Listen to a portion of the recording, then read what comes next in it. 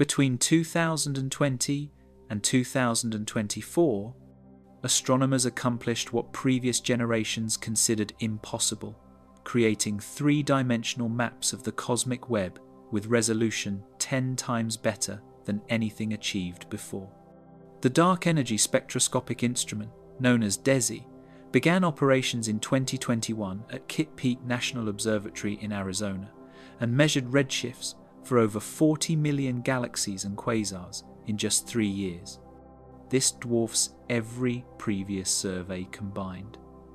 The fifth generation of the Sloan Digital Sky Survey added millions more spectra. The Subaru Hyper Suprime-Cam survey and Dark Energy survey contributed deep imaging that revealed faint galaxies at distances exceeding 10 billion light-years. These massive datasets were analyzed using sophisticated machine learning algorithms trained to identify filaments, walls, voids, and clusters directly from galaxy positions. The resulting maps showed the cosmic web in unprecedented detail, and what they revealed disturbed cosmologists deeply. DESI represents a technological leap that changed observational cosmology. The instrument uses 5,000 robotic fiber positioners mounted on the 4-meter Mayol telescope. Each robot positions a fiber optic cable with millimeter precision to capture light from a specific galaxy or quasar. The entire array can reposition all 5,000 fibers in less than 2 minutes, allowing DESI to observe new targets efficiently across the sky. Every pointing captures 5,000 spectra simultaneously.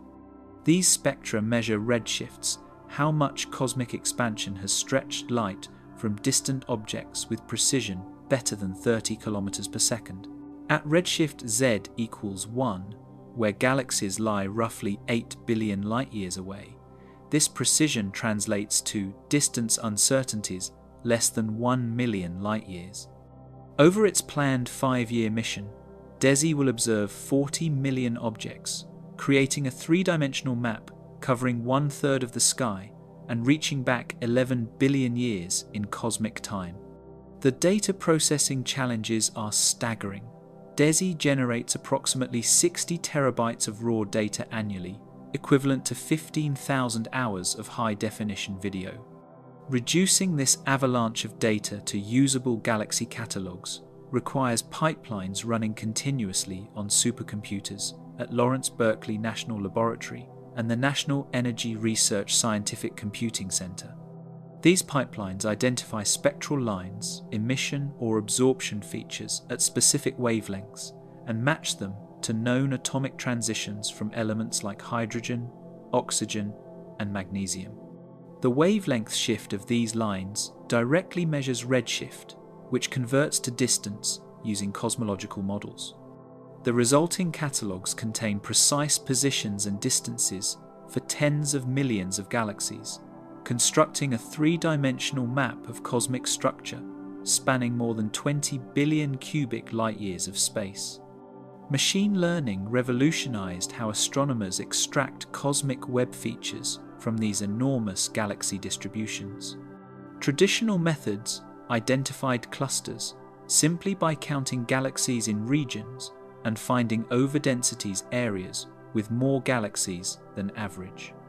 Modern algorithms use neural networks trained on cosmological simulations to recognize filaments, walls, and voids directly from 3-dimensional positions.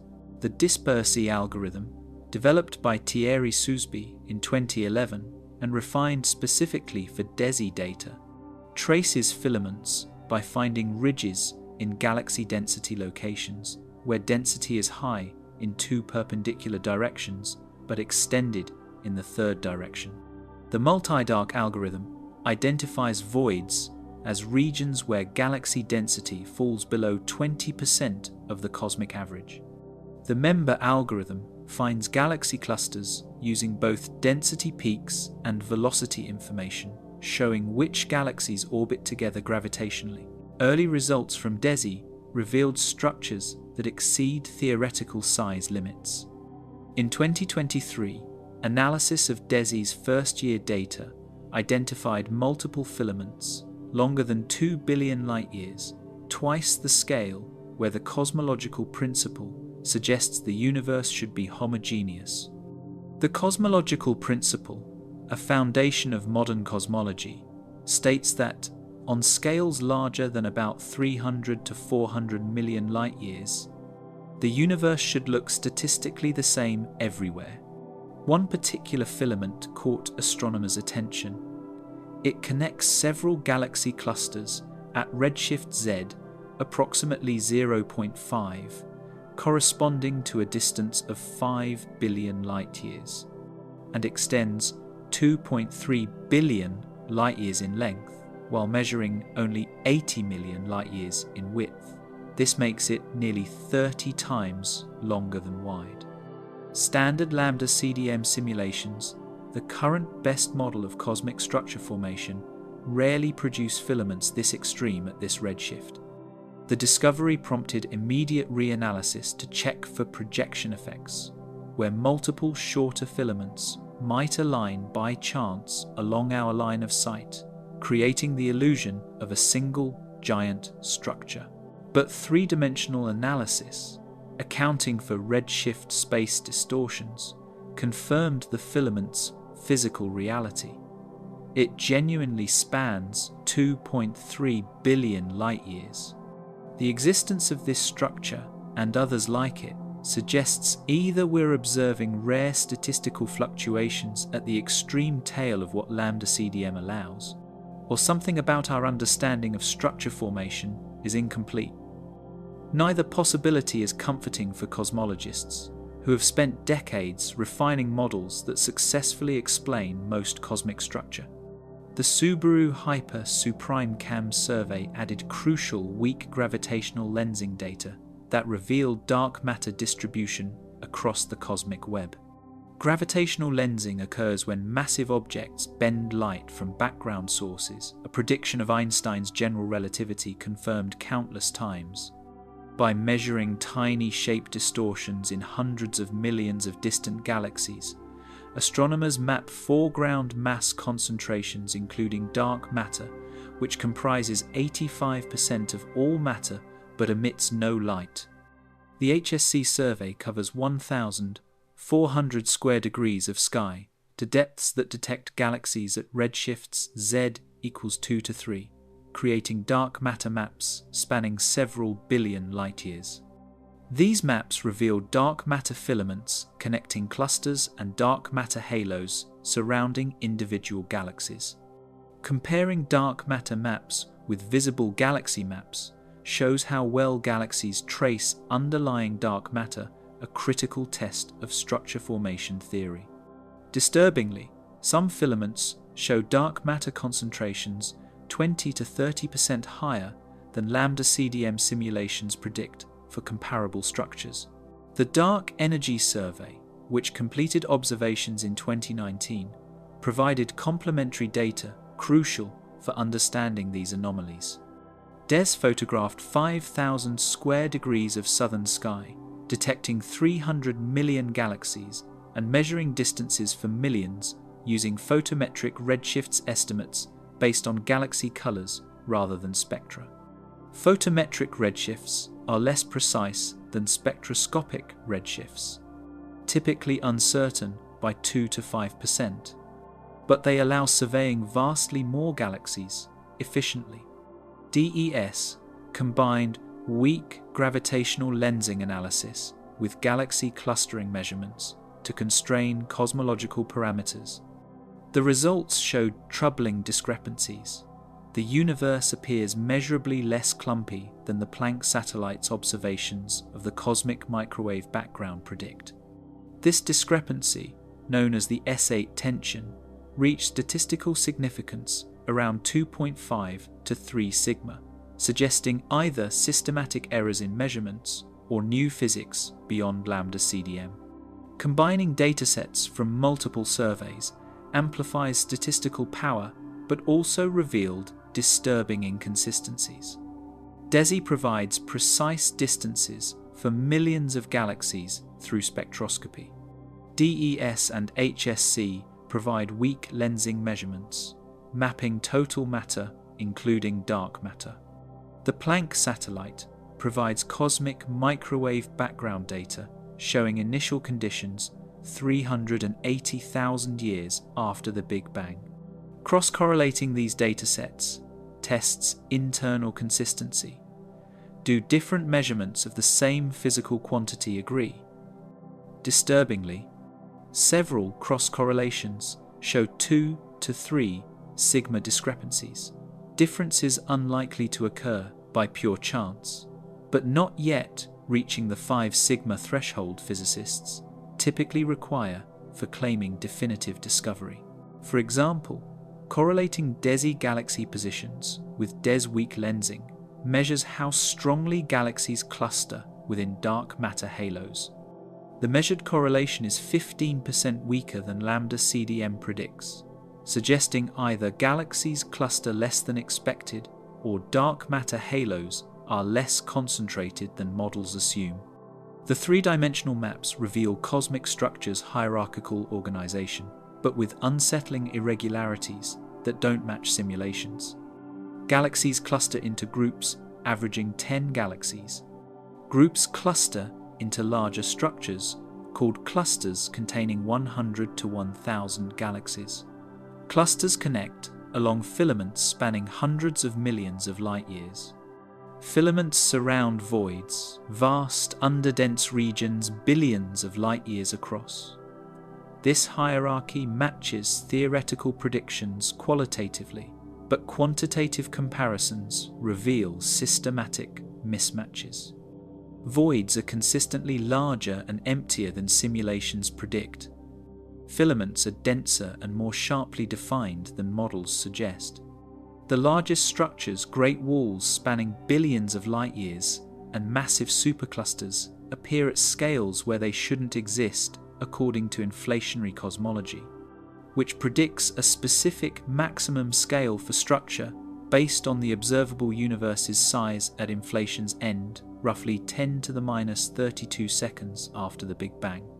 The unprecedented resolution allows studying how cosmic structure evolved over time.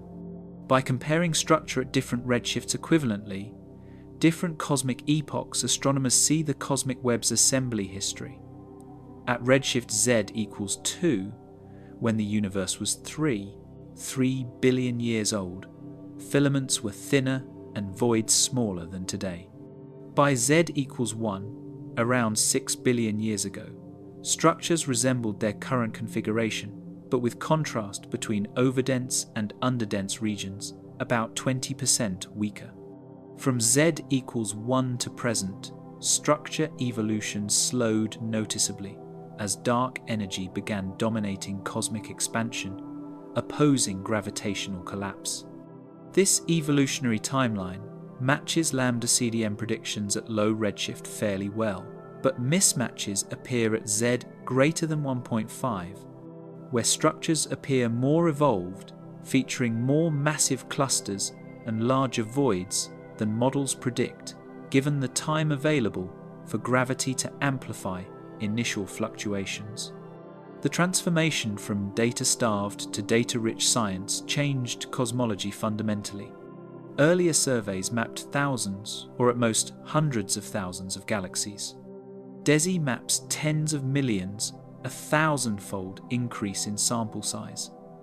This enormous statistical power allows detecting subtle effects previously hidden by noise. Rare structures, the largest filaments, deepest voids, most massive clusters now appear in sufficient numbers for rigorous statistical analysis. Previously, finding one structure exceeding theoretical size limits was ambiguous. Perhaps just a statistical fluke, the 1 in a million rare fluctuation allowed by models. Finding dozens of such structures crosses a threshold. It transforms an anomaly into a pattern-demanding explanation.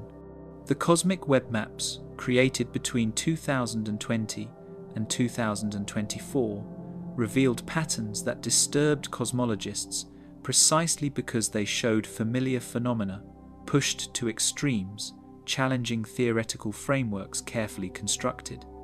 over decades. The universe is more asymmetric than theory predicts. The cosmological principle stands as a foundation of modern cosmology, proposed by Alexander Friedmann in 1922 and supported by Edwin Hubble's observations showing uniform cosmic expansion. This principle states that the universe is both homogeneous and isotropic on sufficiently large scales. Homogeneous means matter distributes uniformly. On average, any sufficiently large region should contain roughly the same matter density. Isotropic means the universe looks statistically the same in all directions, no preferred axis or special orientation exists. The critical scale where homogeneity emerges is generally accepted to be about 300 to 400 million light-years or 100 megaparsecs. Below this scale, structure like galaxies, clusters, and filaments creates obvious inhomogeneity. Above this scale, the universe should become a smooth, featureless distribution, but recent cosmic web maps reveal disturbing asymmetries persisting to scales exceeding 3 billion light-years, 10 times larger than where homogeneity should dominate. These asymmetries raise fundamental questions about whether the cosmological principle truly describes our universe or merely approximates reality within limited observational horizons. The most striking asymmetry is a dipole in structure distribution.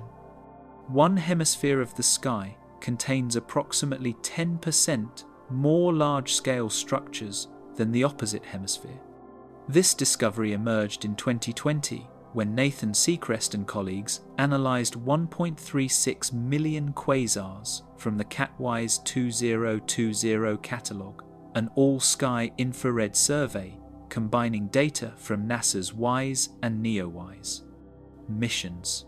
Quasars are extremely luminous active galactic nuclei, powered by supermassive black holes accreting matter at prodigious rates, visible to enormous distances. Seacrest's team found that quasar density varied systematically across the sky, in a pattern matching a dipole.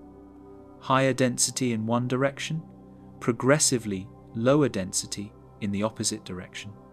The dipole's amplitude significantly exceeded what Earth's motion through space should produce.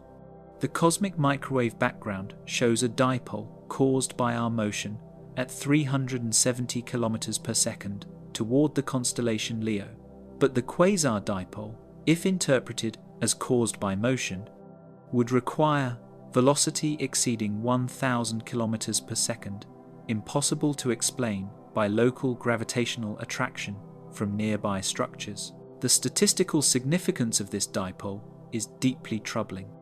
Analysis showed 3.9 sigma significance, meaning the probability of such a dipole occurring by pure chance in an isotropic universe is roughly 1 inch 10,000. Further analysis using an extended catalogue containing 2.7 million quasars confirmed and strengthened the dipole to 4.2 sigma significance. The dipole direction points approximately toward right ascension, 150 degrees, declination, -10 degrees, close to but not exactly aligned with the CMB dipole direction at right ascension, 168 degrees, declination, -7 degrees. This misalignment is puzzling. If both dipoles resulted from our motion through space, they should point exactly the same direction. The discrepancy suggests the quasar dipole reflects genuine asymmetry in structure distribution, rather than a kinematic effect from motion. Explaining a 10% density variation across the entire sky requires structures exceeding 30 billion light-years in extent larger than the observable universe's diameter of 93 billion light-years, which should be physically impossible. Radio galaxies independently show a similar dipole pattern. In 2022, Ashok Singhal analysed 1.4 million radio sources from the NVSS and SUMS surveys, comprehensive radio sky surveys, covering the northern and southern hemispheres, respectively. His analysis found a dipole with 5.1 sigma significance, extremely unlikely to occur randomly, with probability less than 1 inch several million. The radio galaxy dipole points toward right ascension 170 degrees, declination -7 degrees, close to the quasar dipole, but again not precisely aligned with the CMB dipole. The amplitude corresponds to velocity exceeding 1,500 km per second, if interpreted as kinematic effect from our motion. Such high velocity is inconsistent with observations of galaxy velocities in our local cosmic neighborhood, which show bulk flows at most 600 to 800 km per second, measured through various techniques. The implication is disturbing. The radio galaxy dipole represents true asymmetry in how structure distributes across the observable universe, rather than motion artifact. Galaxy cluster dipoles add another layer of confusion to this puzzle. Studies using cluster catalogues compiled from ROSAT X-ray observations, Planck-Sunyaev-Zeldovich surveys detecting hot gas in clusters, and optical surveys identifying clusters through galaxy overdensities find dipoles with 2 to 3 sigma significance. However, these cluster dipoles point in various directions, not consistently aligned with either the quasar or radio galaxy dipoles. This directional scatter deepens the mystery considerably. If all dipoles resulted from genuine cosmic asymmetry, some enormous structure or density gradient stretching across the observable universe, they should align because they all trace the same underlying matter distribution. If they resulted from our motion through space, they absolutely must align, since motion has a single, well-defined direction. The fact that different tracers show dipoles pointing different directions suggests either systematic errors affecting each survey differently in ways not yet understood, or cosmic structure is so irregular that different galaxy populations sample different aspects of asymmetry, yielding different apparent dipole directions. Theoretical explanations struggle to account for observed dipole amplitudes without violating fundamental cosmological principles. In lambda CDM, structure distributes randomly around a homogeneous mean. Random distributions always exhibit some asymmetry. If you divide the sky arbitrarily into hemispheres and count galaxies, the numbers won't match exactly. But the expected asymmetry from random fluctuations is small, approximately 1 divided by the square root of n, where n is the number of independent structures. With millions of quasars sampling the universe, expected asymmetry is roughly 1 inch, 1,000, or 0.1%. Observed asymmetry is 10%, 100 times larger than random expectation. Explaining this requires either we happen to occupy a very unusual location, perhaps at the center of a huge underdensity or overdensity, or the universe fundamentally isn't isotropic, as the cosmological principle assumes. Both possibilities are uncomfortable for different reasons. The asymmetry persists to remarkably high redshifts. Analyzing quasar distributions at different redshifts shows the dipole exists at z equals 0.5, z equals 1.5, and z equals 2.5, corresponding to look-back times of 5 billion, 9 billion, and 11 billion years respectively. The dipole doesn't wash out or weaken at greater distances, as expected if it resulted from local structure within a few billion light-years. Instead, it maintains similar amplitude across all redshift bins examined. This persistence to high redshift is particularly disturbing because inflation, the rapid exponential expansion during the universe's first fraction of a second, predicts that fluctuations should freeze at scales exceeding the cosmic horizon at inflation's end. Structures larger than this fundamental scale shouldn't exist in standard inflationary models, yet the dipole's persistence suggests correlated structure spanning at least 10 billion light-years, approaching the observable universe's size and challenging inflationary cosmology's predictions about maximum structure scales. Some cosmologists question whether these dipoles are genuine or artifacts of systematic errors. Sky coverage is incomplete.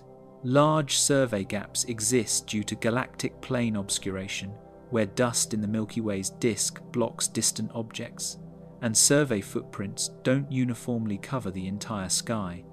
If surveys preferentially miss or include certain sky regions, artificial asymmetries could appear.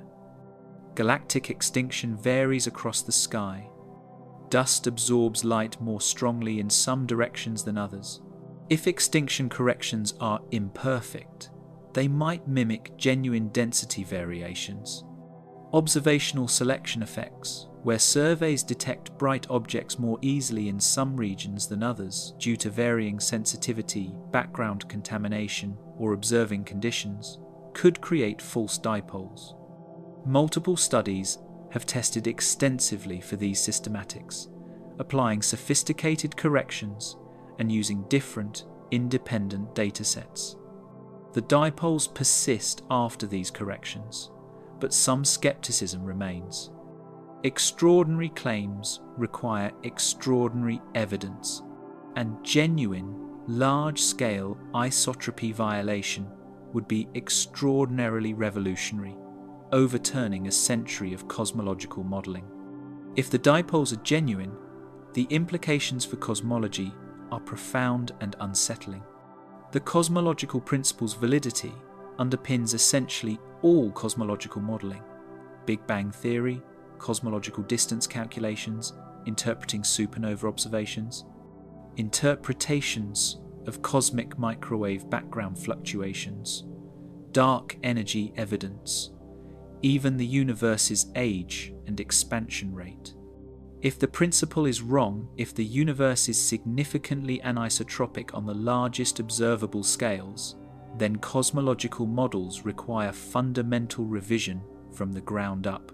Distance measurements might be systematically incorrect because they assume homogeneity when calculating how redshift relates to distance. Dark energy evidence, inferred partly from supernova distances, might be partly artifact of incorrect distance assumptions in an inhomogeneous universe. The universe's age and expansion rate might differ from standard values derived, assuming homogeneity. These implications make cosmologists understandably reluctant to abandon the cosmological principle without overwhelming evidence. Current evidence dipoles at 3 to 5 sigma significance is strong and troubling, but not yet at the 5 sigma level particle physicists require for definitive claims. Confirmation from future surveys and deeper understanding of systematics remains critical. The cosmic voids are too large and too empty. Cosmic voids are vast, underdense regions where galaxies are rare, occupying roughly 80% of the universe's volume. In standard lambda CDM models, typical voids span 100 to 300 million light-years in diameter, with occasional supervoids reaching perhaps 500 to 800 million light-years. These predictions emerged from decades of simulations modelling how initial density fluctuations evolve under gravity and cosmic expansion. But observations consistently find voids exceeding these sizes, sometimes dramatically. The KBC void, named after discoverers Ryan Keenan, Amy Barger, and Lennox Cowie, who identified it in 2013, potentially reaches 2 billion light-years in diameter if their interpretation is correct. This would make it one of the largest structures in the observable universe. Even more disturbing than size alone, voids are consistently emptier than lambda CDM predicts, containing 50 to 70% fewer galaxies than simulations suggest should populate regions of comparable underdensity. The Botez void provides a well-studied example of excessive emptiness, discovered in 1981 by Robert Kirshner, Augustus Oemler, Paul Schechter, and Stephen Schechtman during galaxy redshift surveys. This void spans approximately 330 million light-years in diameter and lies about 700 million light-years from Earth, in the direction of the constellation Boötis. Initial surveys found almost no galaxies within it, an eerie, empty bubble in the cosmic web. More sensitive modern surveys, including SDSS, have searched deeper, identifying 60 large galaxies within the void's volume. Sounds like a lot until you calculate what density this represents. Only about 2% of the expected galaxy density based on cosmic average. A typical region this size should contain thousands of galaxies. The Botez void contains 60.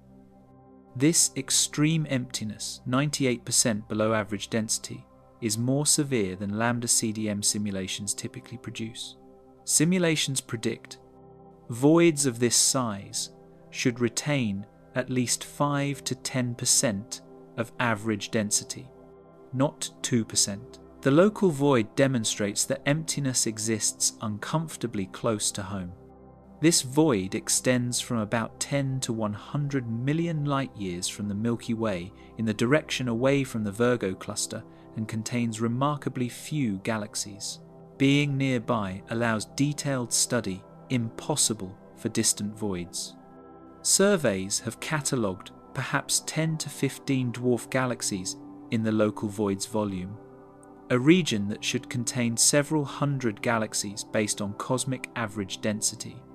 Even accounting for observational difficulties detecting faint dwarf galaxies, the local void is clearly severely underdense. More disturbing, 21 centimeter radio observations detecting neutral hydrogen gas find large regions within the local void containing no detectable gas whatsoever. This extreme gas depletion suggests matter evacuation was nearly complete. Gas flowed out into surrounding filaments and walls, leaving behind an emptier void than theoretical models predict. Statistical analyses quantify the excess of large voids disturbing cosmologists. By counting voids larger than 1 billion light-years identified in surveys like SDSS and comparing with predictions from lambda CDM simulations run with cosmological parameters matching Planck satellite observations, researchers find observations exceed predictions by factors of 3 to 10 depending on exact void definitions used. If lambda CDM is correct, surveys should find perhaps 1 to 3 voids exceeding 1 billion light-years in the surveyed volume. Observations find 10 to 30 depending on identification algorithm. The discrepancy reaches 2 to 3 sigma statistical significance, unlikely by pure chance but not definitively ruling out lambda CDM. The significance depends sensitively on void-finding algorithms and definitions. More permissive algorithms, counting loosely connected underdense regions as single voids, find more large voids. Stricter algorithms requiring spherical, isolated underdensities find fewer. But across all reasonable definitions, observations consistently show excess large voids compared to standard predictions. Void emptiness statistics compound the size problem. For voids of any given size, lambda CDM predicts specific density contrasts. How much less dense the void interior should be compared to cosmic average. These predictions depend on cosmological parameters like matter density, dark energy density, and initial fluctuation amplitude. Observations systematically show voids are emptier than predicted by 20 to 50%. A void 300 million light-years across should retain roughly 15% of average galaxy density, according to simulations.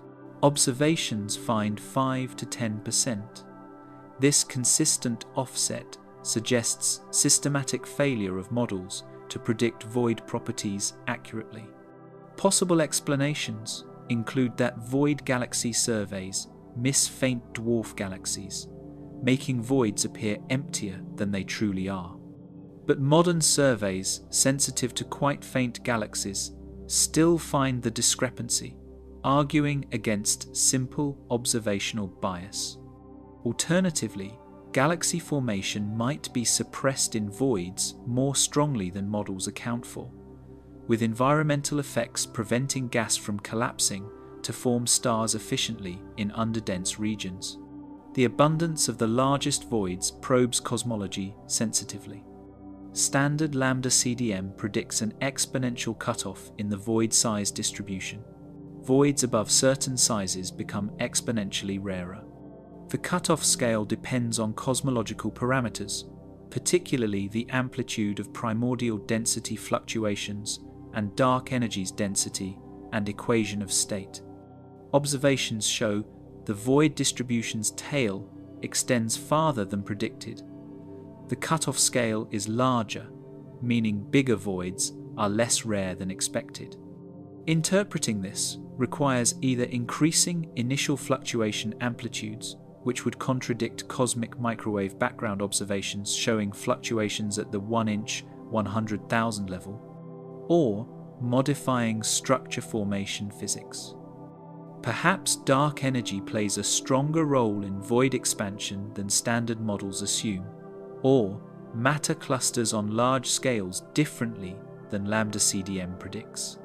Neither explanation is straightforward, and both require modifications to the standard cosmological model. The KBC void's reality and implications remain controversial and actively debated.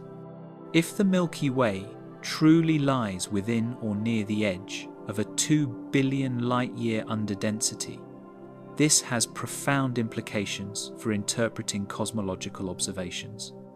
Locally measured expansion rates, the Hubble constant determined using Cepheid variable stars and type Ia supernovae, might exceed the cosmic average because voids expand faster than average regions due to weaker gravitational star deceleration. This could explain 2 to 3 km per second per megaparsec of the Hubble tension, the disturbing 5 to 6 sigma discrepancy between local measurements, giving 73 in cosmic microwave background predictions giving 67.4. But different analyses using different galaxy catalogues and void-finding algorithms reach different conclusions about the KBC void. Some find strong evidence for a 2 billion light-year void. Others find only modest underdensity, at most 500 million light-years across. The disagreements stem from fundamental challenges defining where voids begin and end, and determining whether multiple smaller voids should be considered one giant structure or separate entities. Some cosmologists propose that void anomalies result from improper comparison between observations and simulations. Simulations predict dark matter void distributions, where dark matter, which comprises 85% of all matter, is underdense. Observations measure galaxy void distributions, where visible galaxies are sparse. If galaxies trace dark matter imperfectly, particularly in voids where galaxy formation efficiency is low and environmental effects might prevent gas from forming stars efficiently, then galaxy-based void surveys might identify voids larger and emptier than they truly are when considering total matter, including dark matter. Testing this hypothesis requires comparing galaxy void statistics with weak gravitational lensing void statistics. Voids identified through underdensities in lensing signal which traces total matter, including dark matter. Preliminary comparisons show voids appear similarly extreme in both lensing and galaxy surveys, suggesting the anomaly isn't purely a galaxy formation effect. The voids genuinely are too large and too empty when considering all matter, not just visible galaxies. The disturbing aspect of void anomalies is their persistence despite extensive theoretical and observational investigation. These aren't subtle effects requiring sophisticated statistical techniques to detect.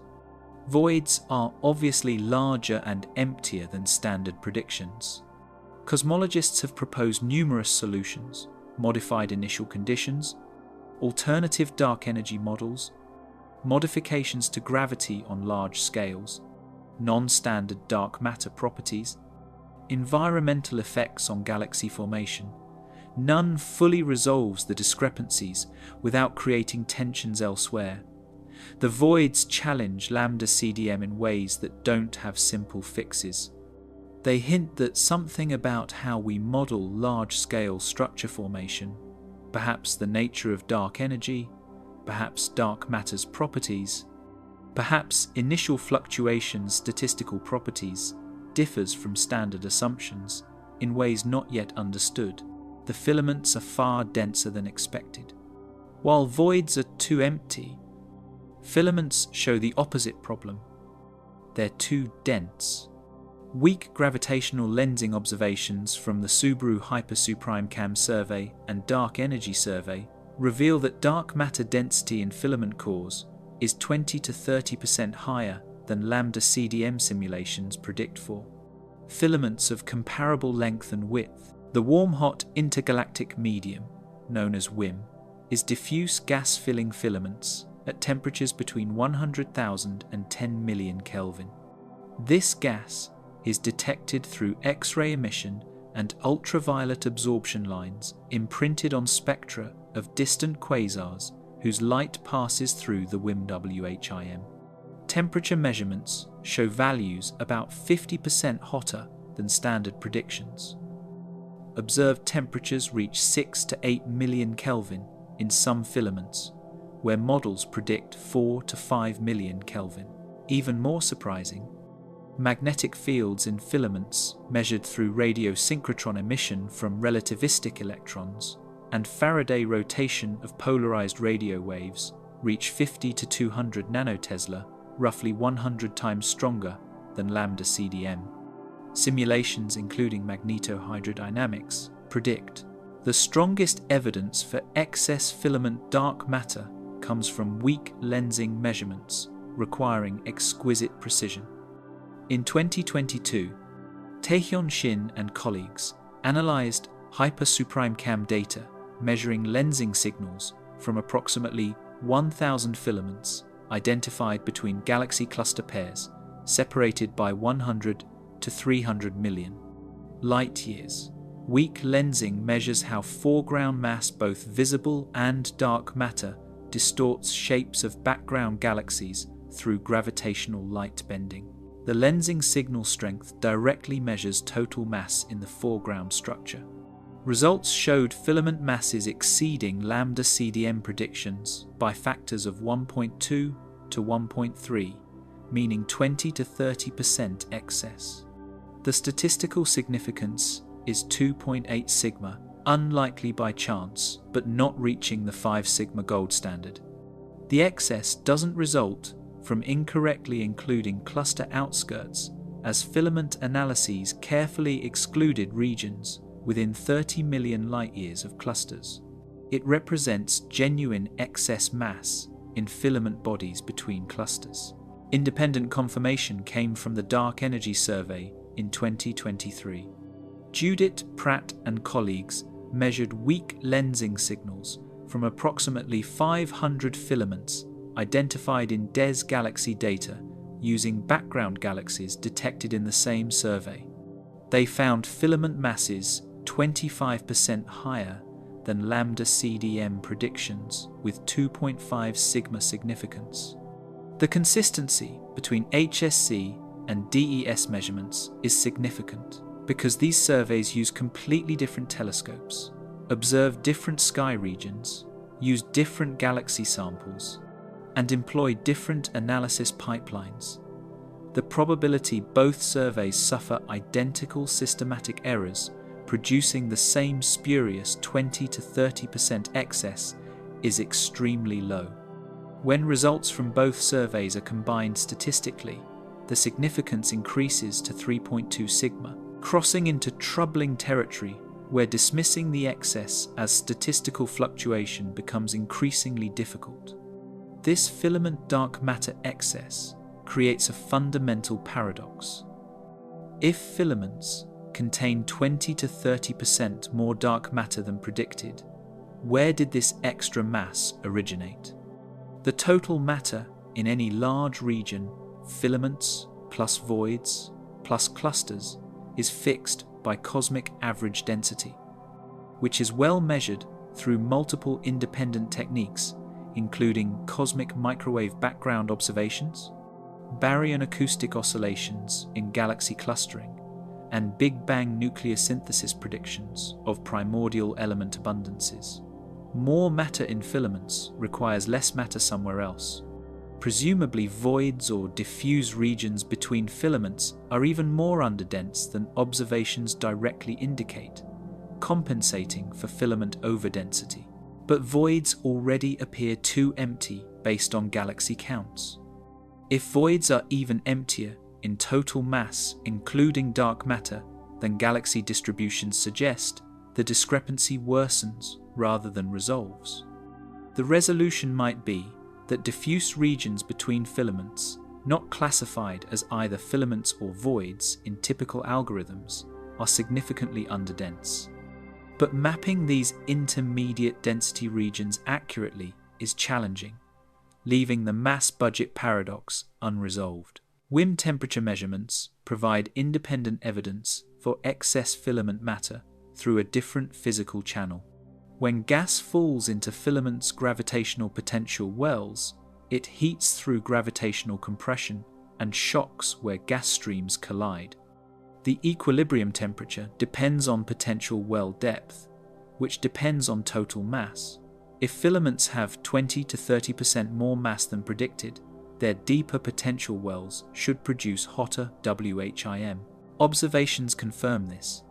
Chandra X-ray observatory detections of oxygen emission lines from WHIM show temperatures reaching 6 to 8 million Kelvin in filaments, where lambda CDM predicts 4 to 5 million Kelvin, roughly 50% excess.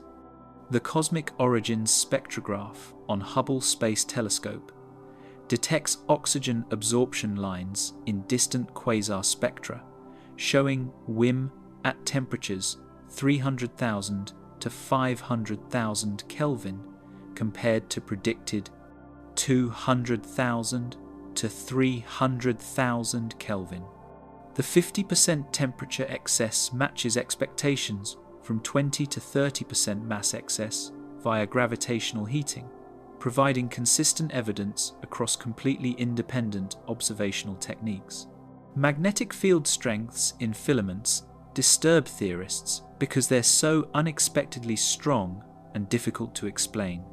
Magnetic fields shouldn't exist in primordial gas. They must be generated through dynamo processes where plasma motions create and amplify fields. In filaments, turbulence from galaxy motions, gas flows, and shocks powers dynamos. Lambda CDM simulations, including magnetohydrodynamics and sophisticated treatments of dynamo physics, predict filament fields around 1 to 10 nanotesla. But observations measuring Faraday rotation, how magnetized plasma rotates the polarization angle of radio waves passing through show fields of 50 to 200 nanotesla in numerous filaments. The discrepancy of 10 to 100 times is enormous, suggesting either observational errors not yet identified, computational limitations in simulations preventing accurate magnetic field evolution modeling, or fundamentally different magnetic field generation and amplification mechanisms than models assume.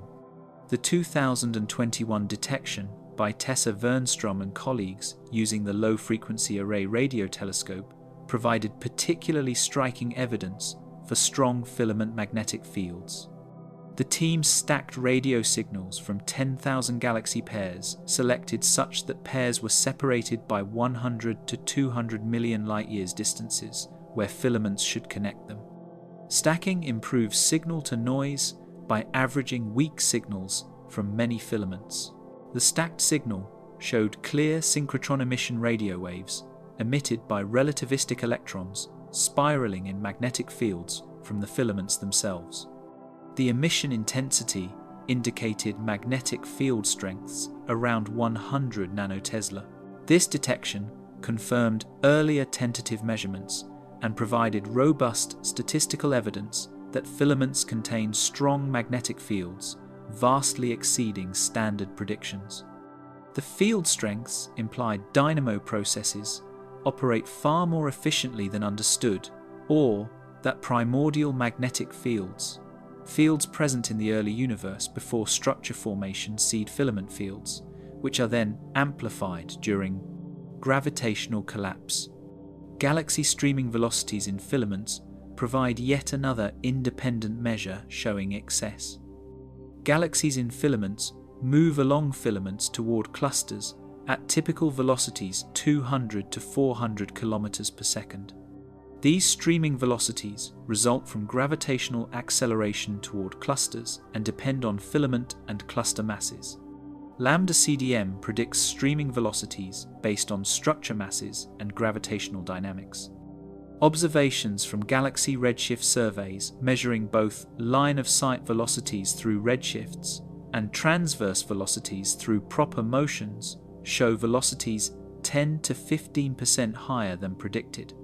A 15% velocity excess suggests roughly 30% mass excess if streaming velocities scale as square root of mass, as simple gravitational dynamics suggests.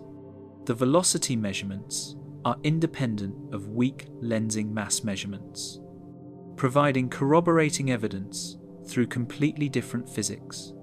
Higher velocities might also explain some anomalies in redshift space clustering measurements, where peculiar velocities distort apparent galaxy distributions. Some studies find baryon fraction inconsistencies, adding further confusion. The cosmic baryon fraction ordinary matter versus dark matter is approximately 16% based on Big Bang nucleosynthesis, calculating primordial element abundances and cosmic microwave background observations, measuring matter and big radiation densities. Every region should contain this ratio. Filaments should have 16% baryons, 84% dark matter.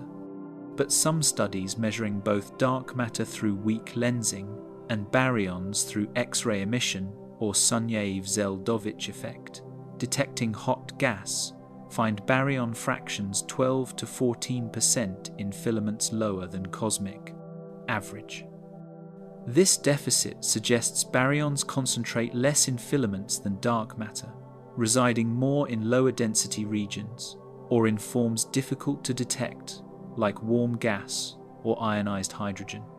Alternatively, systematic errors in mass measurements might bias results. The baryon fraction puzzle is less statistically significant than the dark matter excess, but adds to accumulating evidence that filament properties mismatch expectations. State-of-the-art cosmological simulations struggle to reproduce observed filament properties despite enormous computational resources.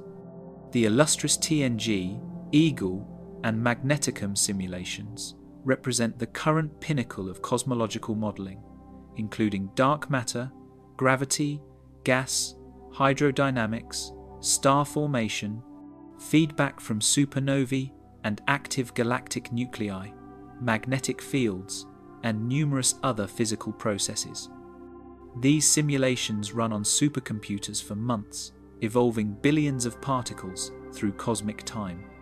Yet when simulation predictions for filament properties are compared with observations, systematic discrepancies appear across multiple independent observables. Dark matter density profiles in filament cores are too low by 20 to 30%.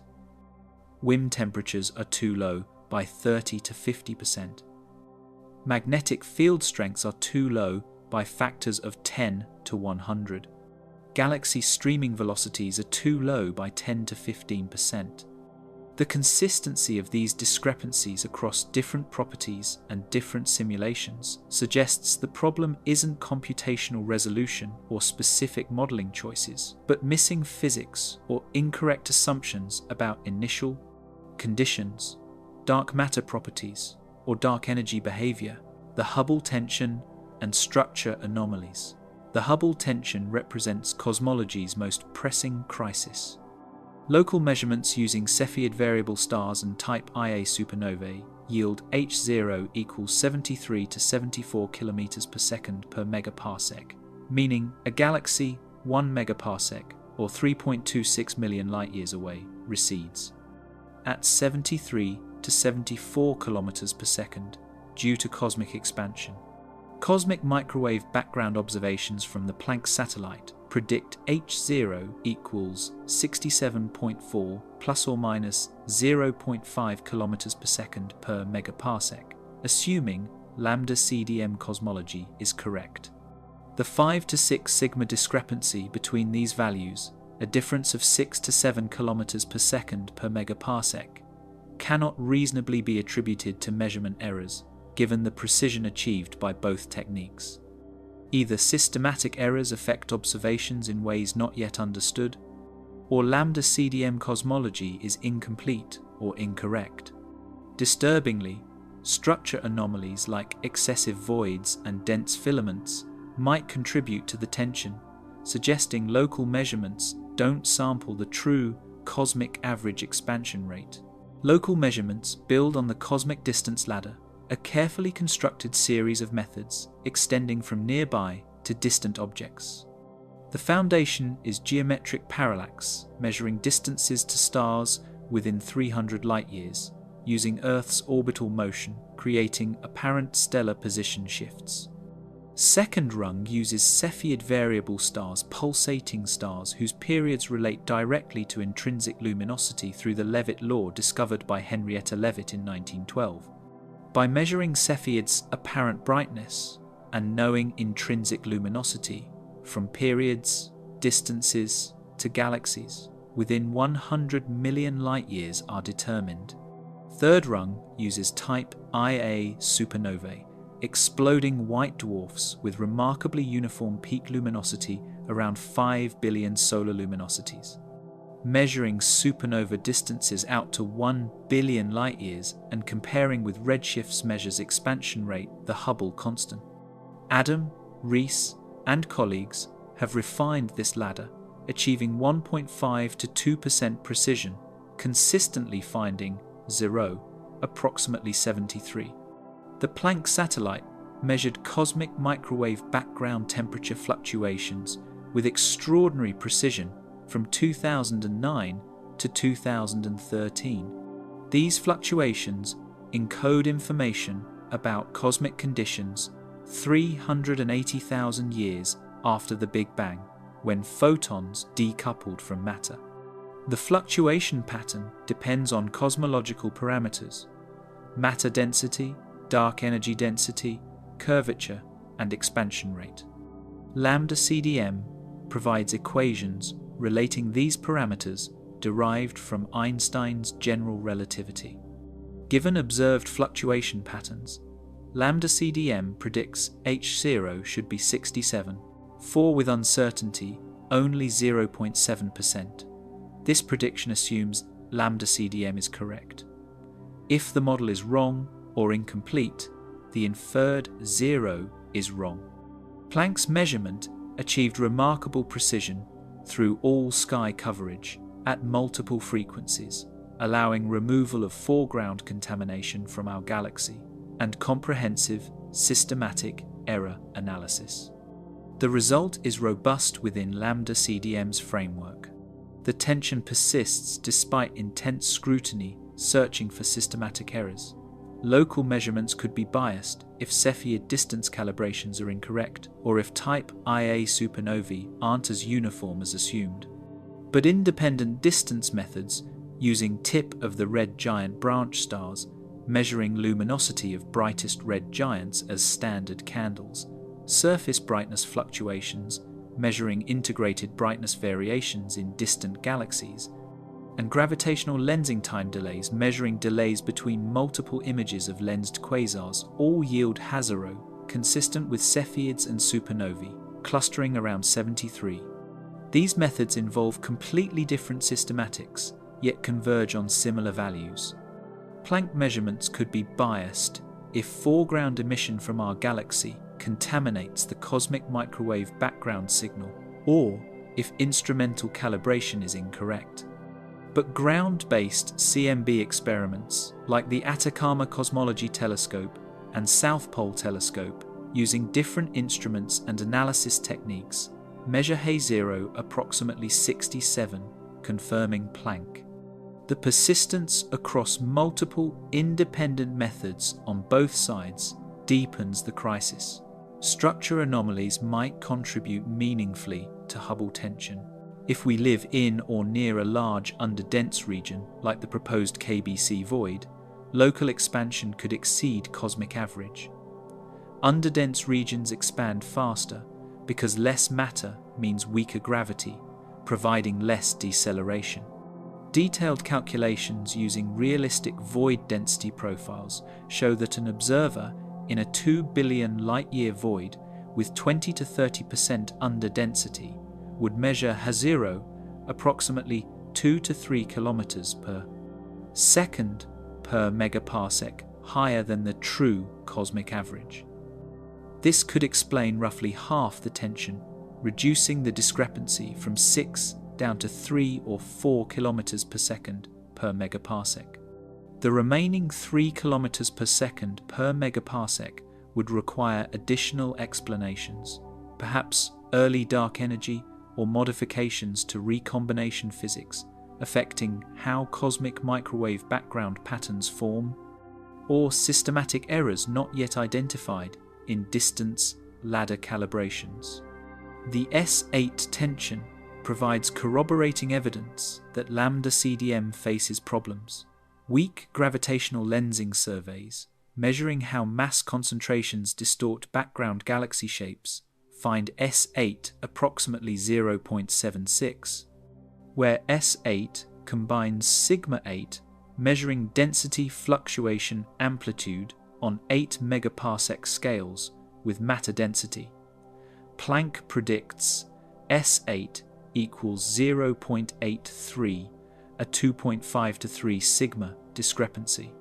Lower S8 means the universe is less clumpy matter clusters less strongly than predicted. This connects to Hubble tension because structure growth depends on expansion rate. If true expansion rate is 73 rather than 67, structures would grow more slowly than lambda CDM predicts, for H0 equals 67, resulting in lower clumpiness and lower S8 matching observations. The Hubble and S8 tensions might share a common cause: incorrect expansion history in standard lambda CDM, affecting both distance measurements and structure formation. Early dark energy represents one proposed solution attempting to resolve Hubble tension. Early dark energy models add a scalar field contributing significant energy density around 50,000 years after the Big Bang, after radiation domination ended, but before matter domination fully established. This component decays rapidly, becoming negligible by 100,000 years and leaving no trace at recombination when cosmic microwave background formed.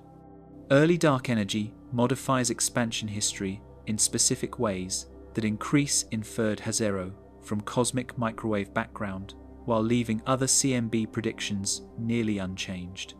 Carefully tuned models can reduce Hubble tension to 2 to 3 sigma. However, early dark energy is theoretically ad hoc. No fundamental physics predicts it, and it doesn't fully resolve the tension.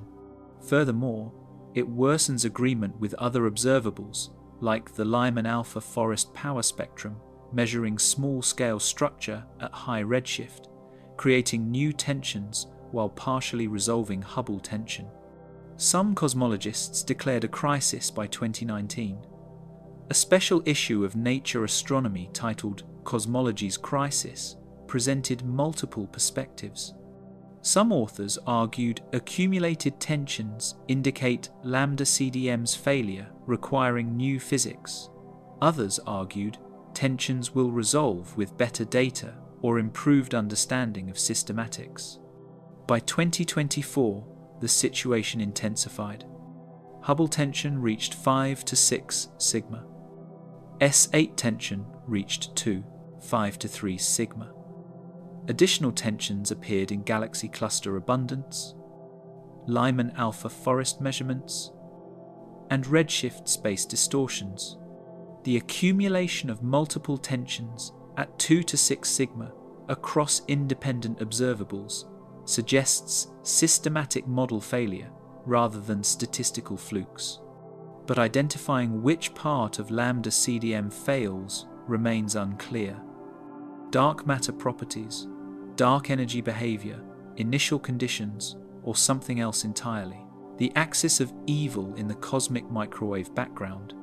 The cosmic microwave background should be statistically isotropic, its fluctuations showing no preferred direction or orientation. This expectation follows directly from the cosmological principle and inflationary cosmology, which predict initial fluctuations are random with no special axes. But in 2003, the Wilkinson Microwave Anisotropy Probe, known as WMAP, discovered something disturbing.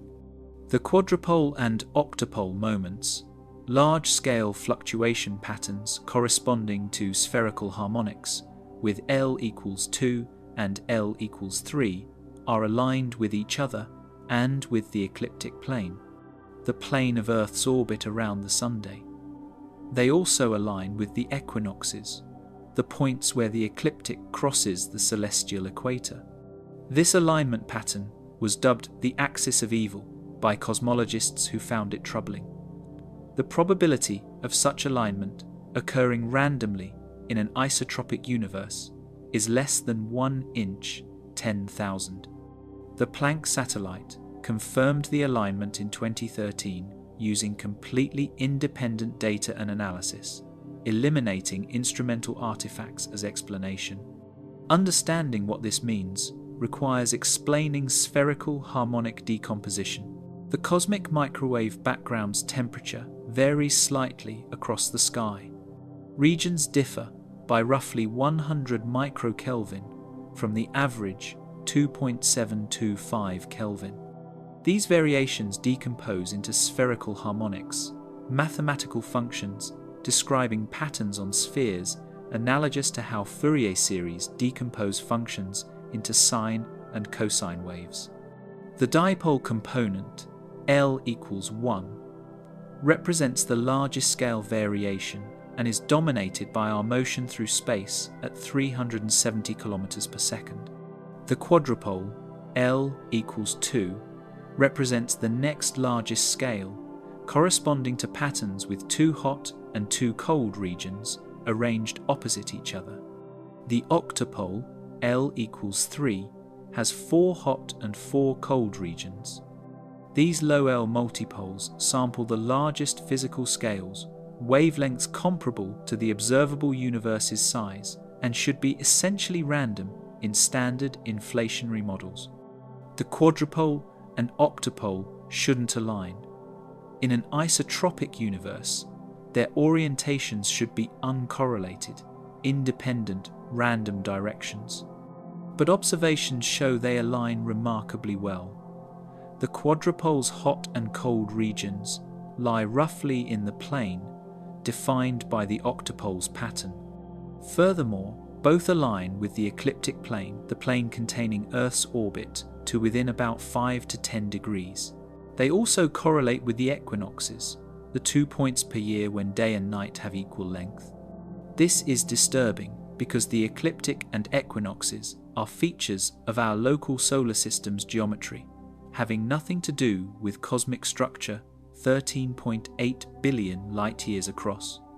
The probability of random fluctuations producing this alignment pattern is calculated at less than 0.01%, meaning 99.99% of random universes wouldn't show such alignment. Multiple explanations have been proposed, none entirely satisfactory.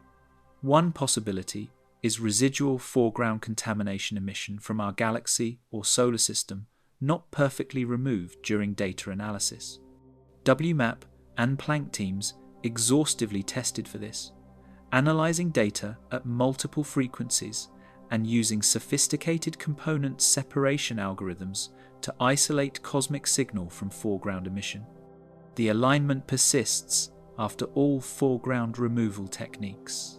Another possibility is that we observe an atypical fluctuation. We happen to live in the rare 1-inch 10,000 universe, showing this alignment by pure chance.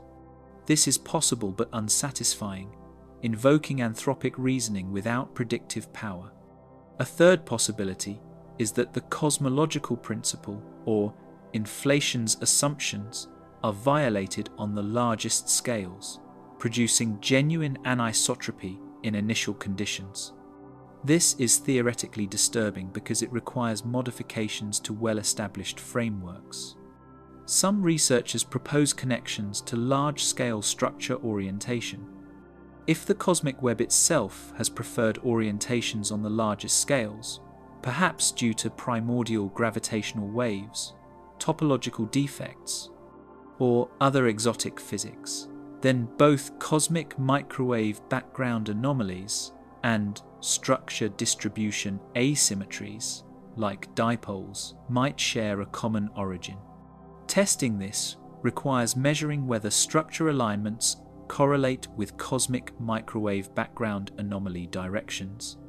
Some studies find marginal evidence for such correlations, but statistical significance is weak and results depend sensitively on analysis methods. The idea remains speculative, but offers a potential link between different anomalies, suggesting they're symptoms of a single underlying deviation from standard cosmology, rather than independent rare flukes. The axis of evil challenges statistical isotropy at a fundamental level. Statistical isotropy means the universe's statistical properties, how likely fluctuations of various amplitudes and scales are, don't depend on direction.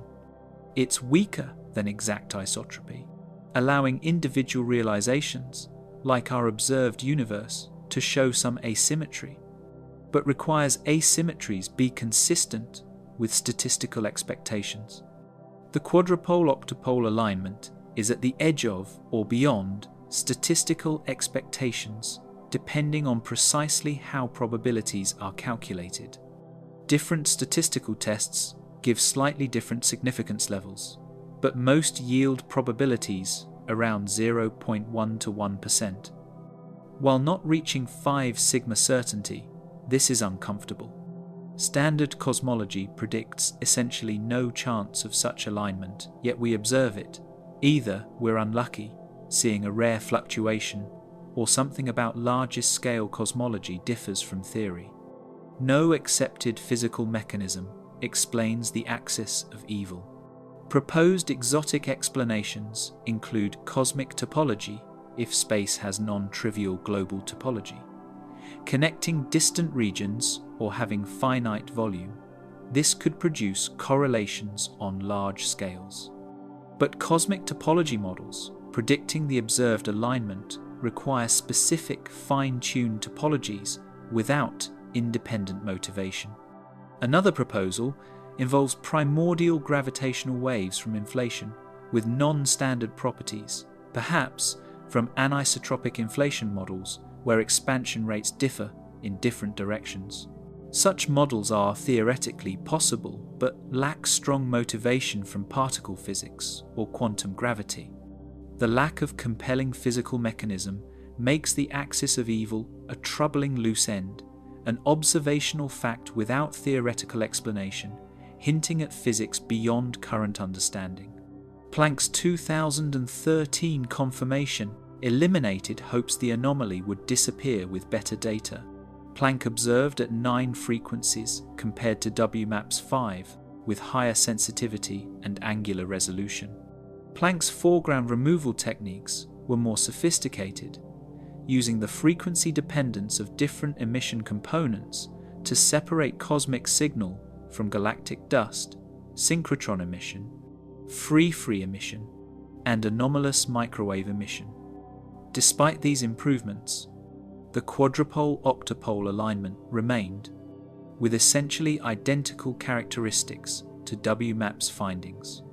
This independent confirmation using different instruments and analysis methods strongly suggests the alignment is real astrophysical signal, not instrumental artifact or analysis error. The Planck collaboration devoted extensive investigation to the anomaly, ultimately concluding it's likely real, but noting that single universe observations cannot determine whether it's a rare fluctuation or indicates new physics. The philosophical implications are unsettling. The ecliptic is defined by Earth's orbit, a local feature of our solar system formed 4.6 billion years ago. The cosmic microwave background was emitted 13.8 billion years ago when the universe was 380,000 years old, long before the solar system existed. There's no causal connection. Cosmic microwave background photons didn't influence solar system formation, yet cosmic patterns on the largest scales align with local solar system geometry to high precision. This seems to violate the Copernican principle, the idea that we don't occupy a special location. One resolution is pure coincidence. The alignment is chance, and we notice it precisely because we define the ecliptic based on our local environment. But the low probability makes this unsatisfying. The axis of evil remains an unexplained mystery, a cosmic coincidence with no accepted explanation.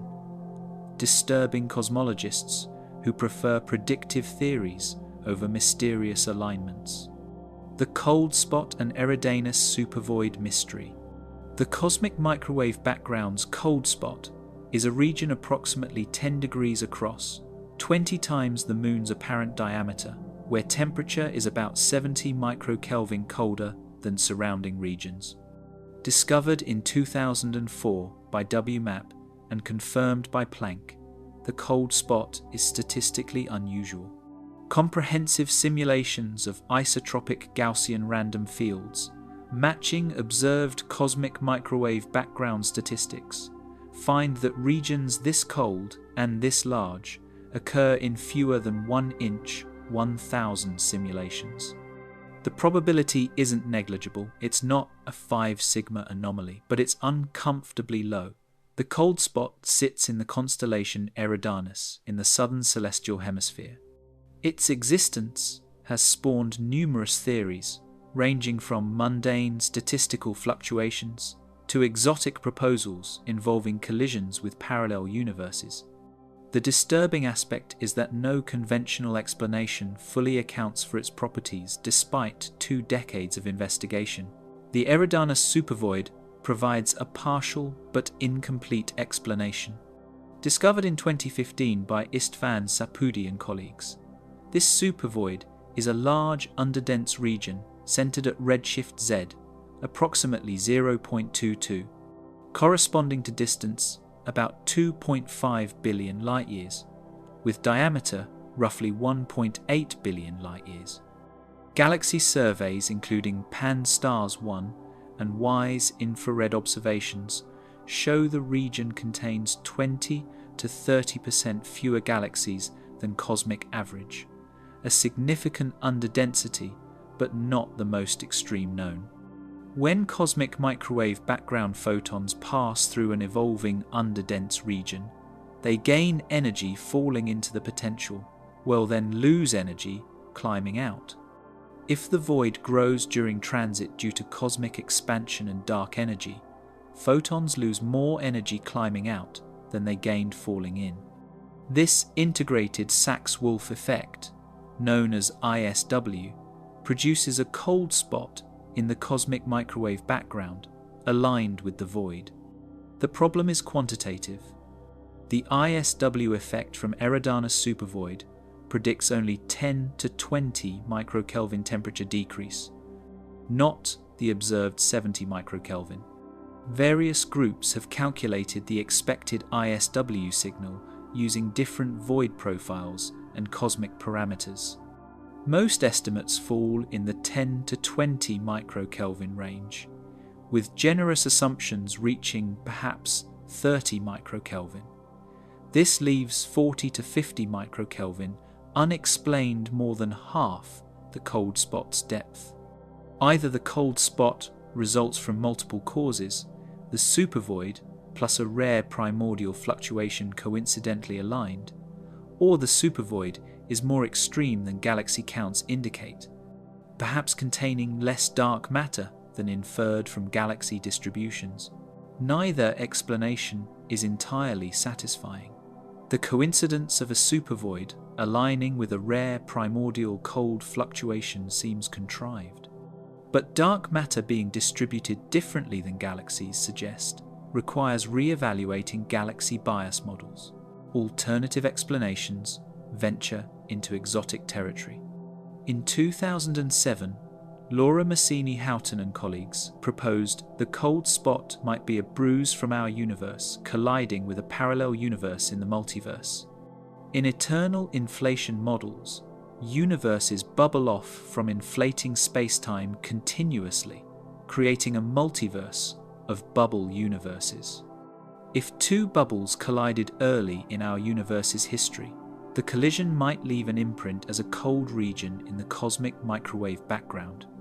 This idea is speculative and largely untestable. We have no independent evidence for other universes or mechanisms to detect them beyond the cold spot itself.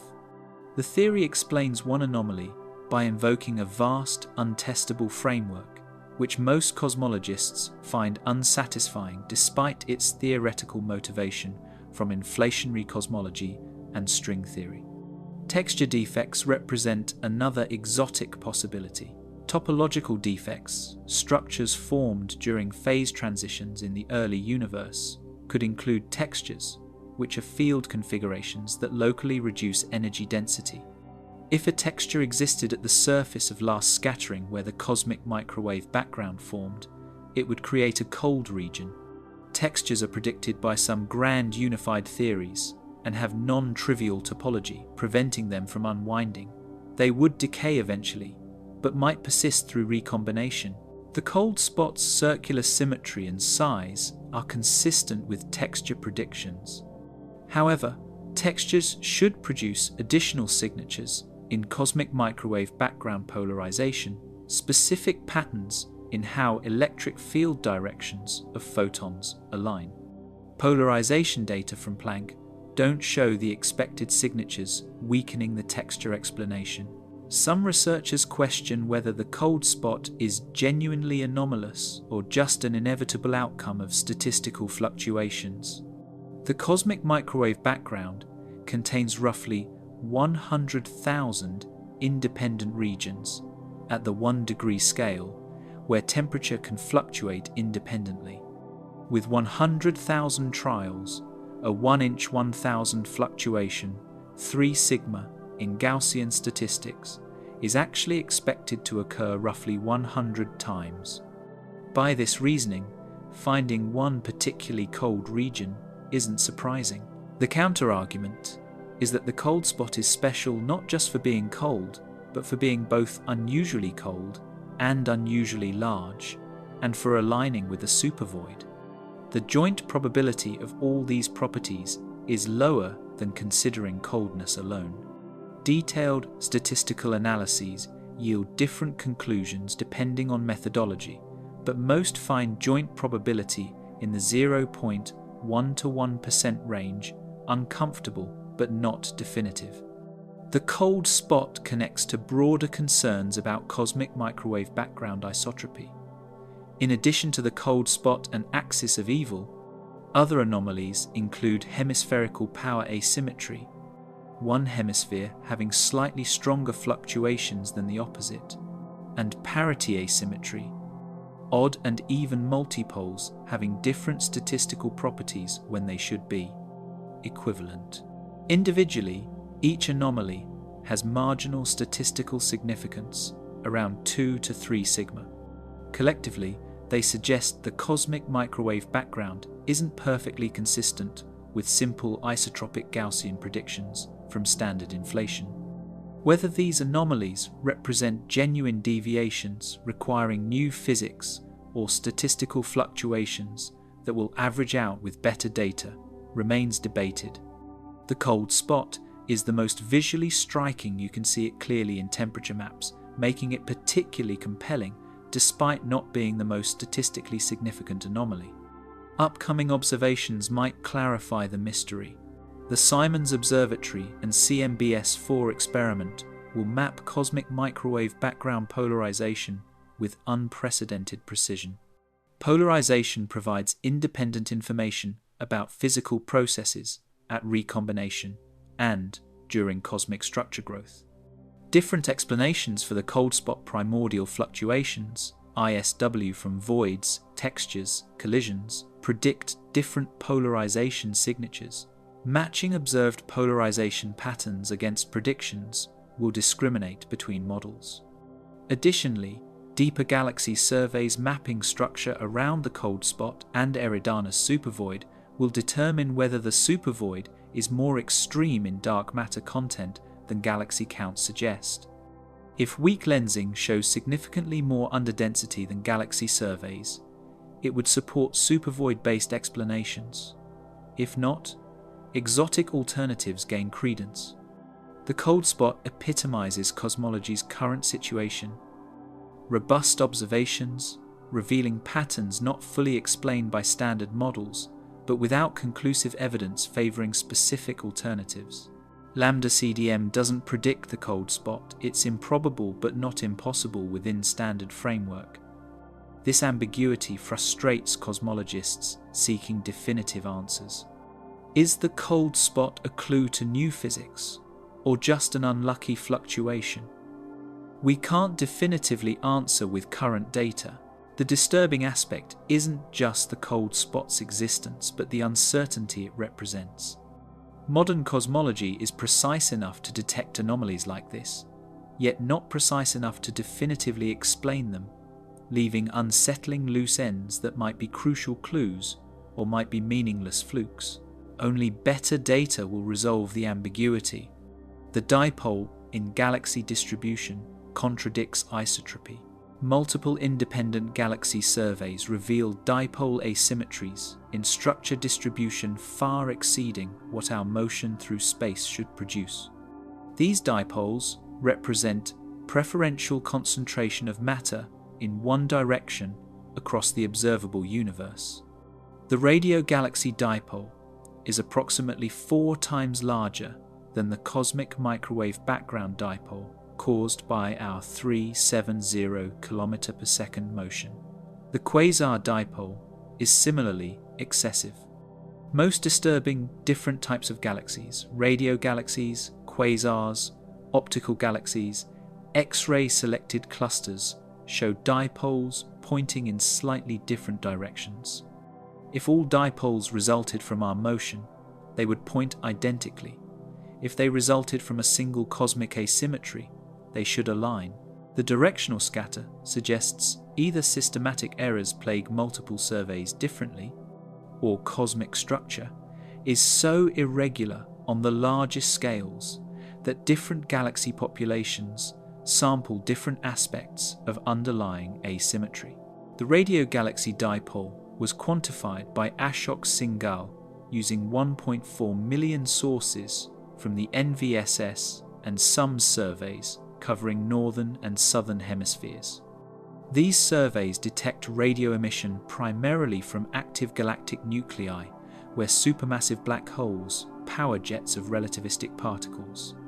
The dipole amplitude corresponds to approximately 1,500 km per second if interpreted kinematically as resulting from our motion. But our actual motion, measured through the cosmic microwave background dipole, is only 370 km per second toward right ascension, 168 degrees. Declination -7 degrees. The radio galaxy dipole points toward right ascension 170 degrees. Declination -7 degrees. Close in direction, but the amplitude is 4 times too large. This can't be explained by motion alone. suggesting genuine asymmetry in how radio galaxies distribute across the sky. Galaxy cluster dipoles add complexity and confusion. Different cluster catalogues yield different dipole directions and amplitudes. X-ray selected clusters from ROSAT observations show a dipole pointing roughly toward right ascension, 270 degrees opposite the radio galaxy dipole. Sunyaev-Zeldovich selected clusters from Planck observations show a dipole toward right ascension, 210 degrees.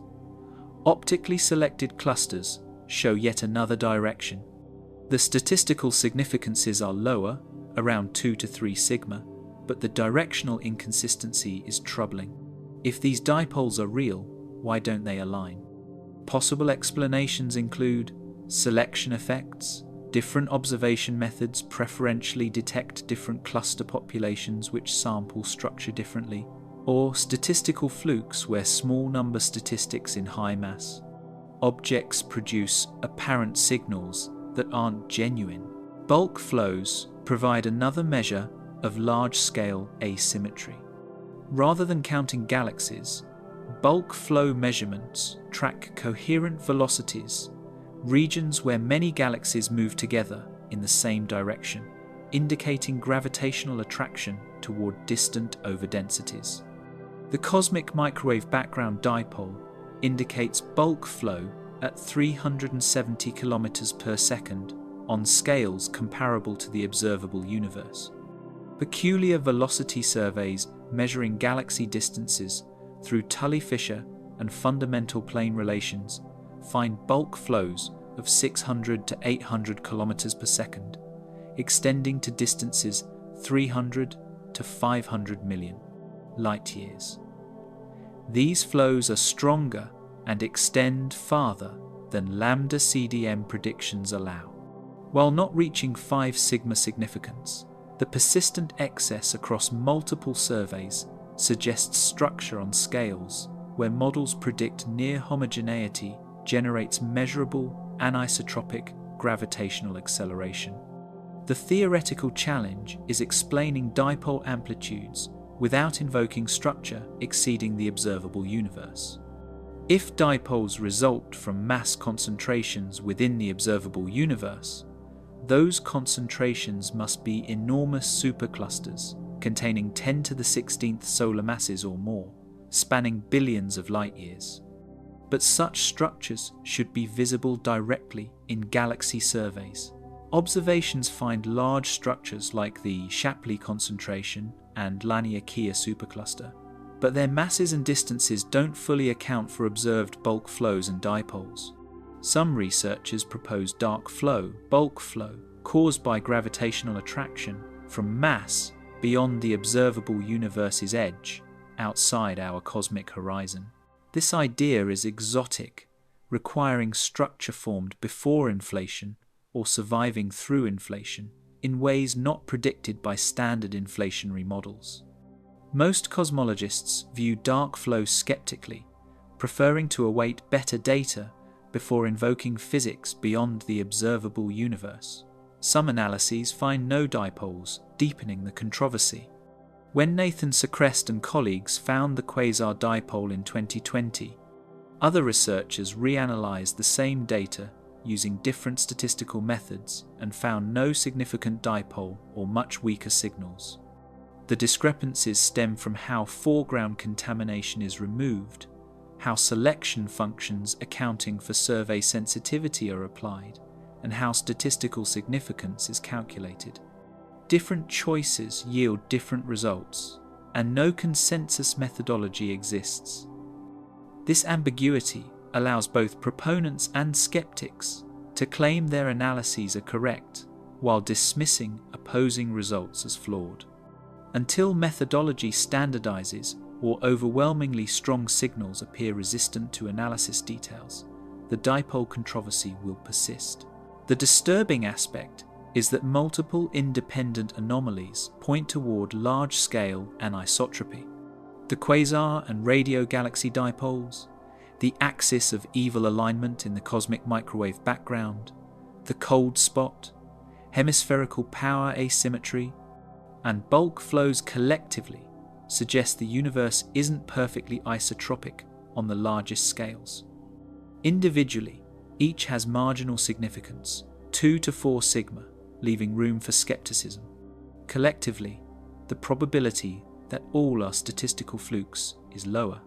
Some researchers calculate the joint probability of all observed anomalies at 1 inch, 10,000 or less, arguing this constitutes strong evidence for genuine anisotropy.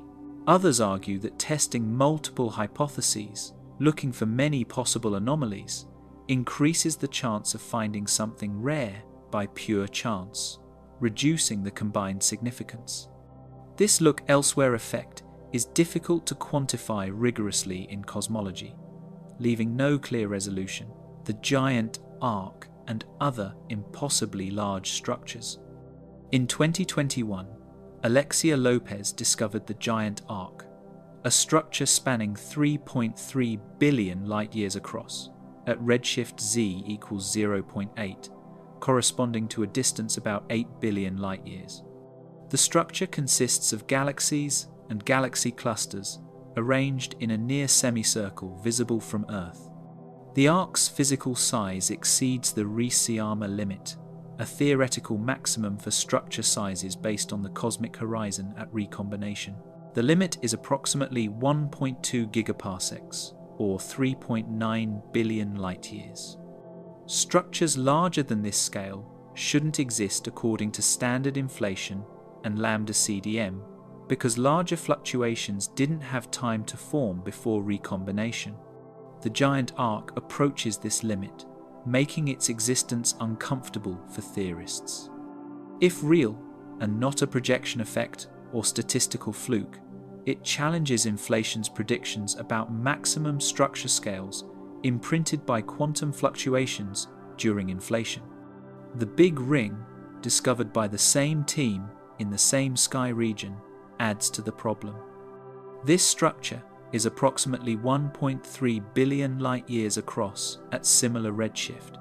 Its proximity to the giant arc, both in location and redshift, is suspicious, suggesting possible chance alignment of unrelated structures. But the team argues the ring is a coherent structure based on overdensity statistics and connectivity analysis. The ring is smaller than the Ricciarma limit, but still uncomfortably large. The coincidence of two very large structures in the same region raises questions. Are we seeing a particularly rare patch of sky, or do such structures exist everywhere but are difficult to identify? Or are they projection effects, where multiple smaller structures align by chance, creating illusions of single large structures? The huge LQG, discovered by Roger Clowes and colleagues in 2013, claims to span 4 billion light-years. This large quasar group consists of 73 quasars at redshift Z, approximately 1.27, corresponding to about 9 billion light-years distance when the universe was 4.8 billion years old. The quasars cluster in a region much larger than lambda CDM allows. Statistical analysis showed 4 sigma significance for the structure's size exceeding predictions. However, significance is disputed. Critics recalculated, finding only 2 to 3 sigma, arguing the original analysis didn't properly account for look elsewhere effect. Furthermore, whether a loose association of quasars constitutes a single gravitationally bound or even causally connected structure is questionable. Quasars mark overdensities, but 73 quasars might sample multiple unrelated overdensities that happen to project near each other from our viewing angle. The Clowes-Campusano Large Quasar Group, discovered in 1991 and studied more thoroughly later, spans about 2 billion light-years and contains 18 quasars at redshift Z, approximately 1.3. Like the huge LQG, whether this constitutes a single structure is debated. The quasar's distribution could result from multiple filaments or walls roughly aligned with our line of sight. Three-dimensional connectivity analysis suggests the quasars do form a connected structure based on galaxy distributions, but the evidence isn't definitive. The persistent issue with quasar-based large structures is that quasars are rare. Only a small fraction of galaxies host quasars, so reconstructing underlying matter distribution from quasar positions is uncertain. Galaxy surveys with complete sampling are needed to definitively confirm or refute these structures. The homogeneity scale is supposed to be 300 to 400 million light-years. This is the scale where the universe becomes statistically homogeneous. The variance in matter density in spheres of this radius approaches zero as radius increases beyond this threshold. If structures exceeding 1 billion light-years exist, they violate this principle. Either the homogeneity scale is larger than thought, approaching 1 to 2 billion light-years, which requires rethinking fundamental cosmological assumptions, or these structures are rare statistical outliers at the extreme tail of lambda CDM's predictions, or they aren't genuine single structures but projection effects. None of these options is comfortable for theorists who prefer the universe to match well-established predictions from simple models. DESI observations should clarify whether these structures are real. DESI's spectroscopic survey maps galaxy distributions in 3 dimensions with unprecedented completeness and precision. If the giant arc, big ring, and large quasar groups are genuine gravitationally connected structures, DESI should see clear overdensities in galaxy distributions matching quasar and cluster locations.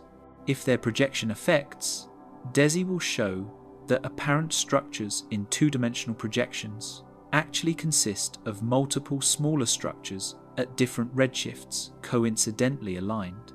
First DESI papers addressing these structures should appear by 2025, providing definitive tests. Until then, the status of these impossibly large structures remains uncertain, disturbing cosmologists by suggesting our understanding of maximum structure sizes might be incomplete. The Shapley concentration pulling too hard. The Shapley concentration is the most massive structure in our cosmic neighborhood, a supercluster located approximately 650 million light-years away, containing roughly 10 million billion solar masses, about 10 times more massive than the Laniakea supercluster containing our Milky Way, comprising more than 25 major galaxy clusters and numerous groups. Shapley dominates local, large-scale gravitational dynamics. But disturbing observations suggest Shapley and surrounding structure can't fully explain the bulk flow observed in our region. Alexander Kashlinsky and colleagues reported in 2008 through 2010 a dark, flow, coherent bulk motion of galaxy clusters extending to 1 billion light-years with velocities 600 to 1,000 kilometers per second toward a direction roughly aligned with but not exactly matching Shapley's position. If real, this flow exceeds what Shapley's known mass should produce, suggesting gravitational attraction from additional mass concentrations beyond Shapley or perhaps beyond the observable universe's edge. The dark flow was detected using the kinematic Sunyaev-Zeldovich effect temperature shifts in the cosmic microwave background caused by hot gas in galaxy clusters moving relative to the CMB rest frame. When hot cluster gas moves toward us, CMB photons scattering off electrons gain energy, creating slightly higher temperature in that direction. When clusters move away, photons lose energy. By measuring temperature shifts for hundreds of clusters and averaging to suppress random motions, bulk flow coherent motion of many clusters together becomes detectable. Kashlinsky's team found clusters out to 1 billion light-years show coherent motion at 600 to 1,000 kilometers per second toward right ascension, approximately 270 degrees. Declination 30 degrees. This direction is roughly toward, but not exactly aligned with the Shapley concentration, suggesting additional structures contribute. The dipole repeller adds complexity to local dynamics. Discovered in 2017 by Yehuda Hoffman and colleagues, the dipole repeller is a large, underdense region, a supervoid, located in the opposite direction from Shapley. While Shapley gravitationally attracts nearby structure, including the local group containing the Milky Way, the dipole repeller pushes structure away through its gravitational repulsion. Underdense regions have less gravity, so structures fall away from them toward denser regions. The combination of Shapley pulling and the dipole repeller pushing creates net motion in the observed direction. This two-component model, pull plus push, explains local group motion better than Shapley alone.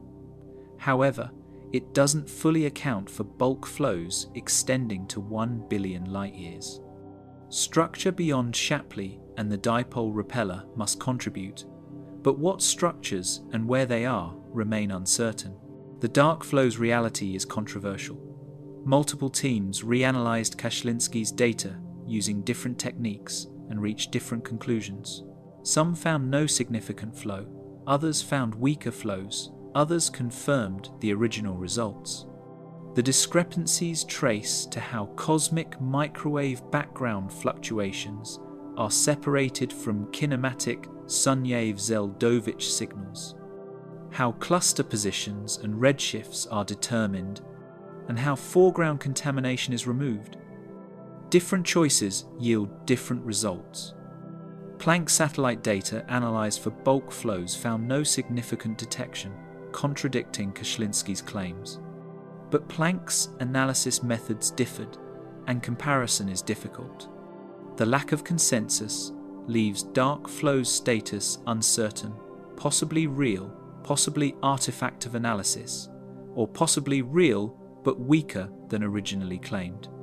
If dark flow is real, implications are profound. Coherent flows extending to 1 billion light-years suggest gravitational acceleration from mass concentrations well beyond where lambda CDM predicts homogeneity.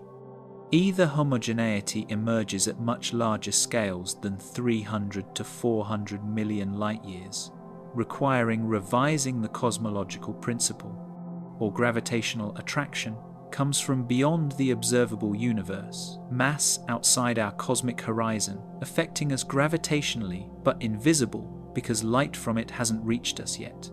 The second possibility requires structure formation before or surviving through inflation in ways not predicted by standard inflationary models.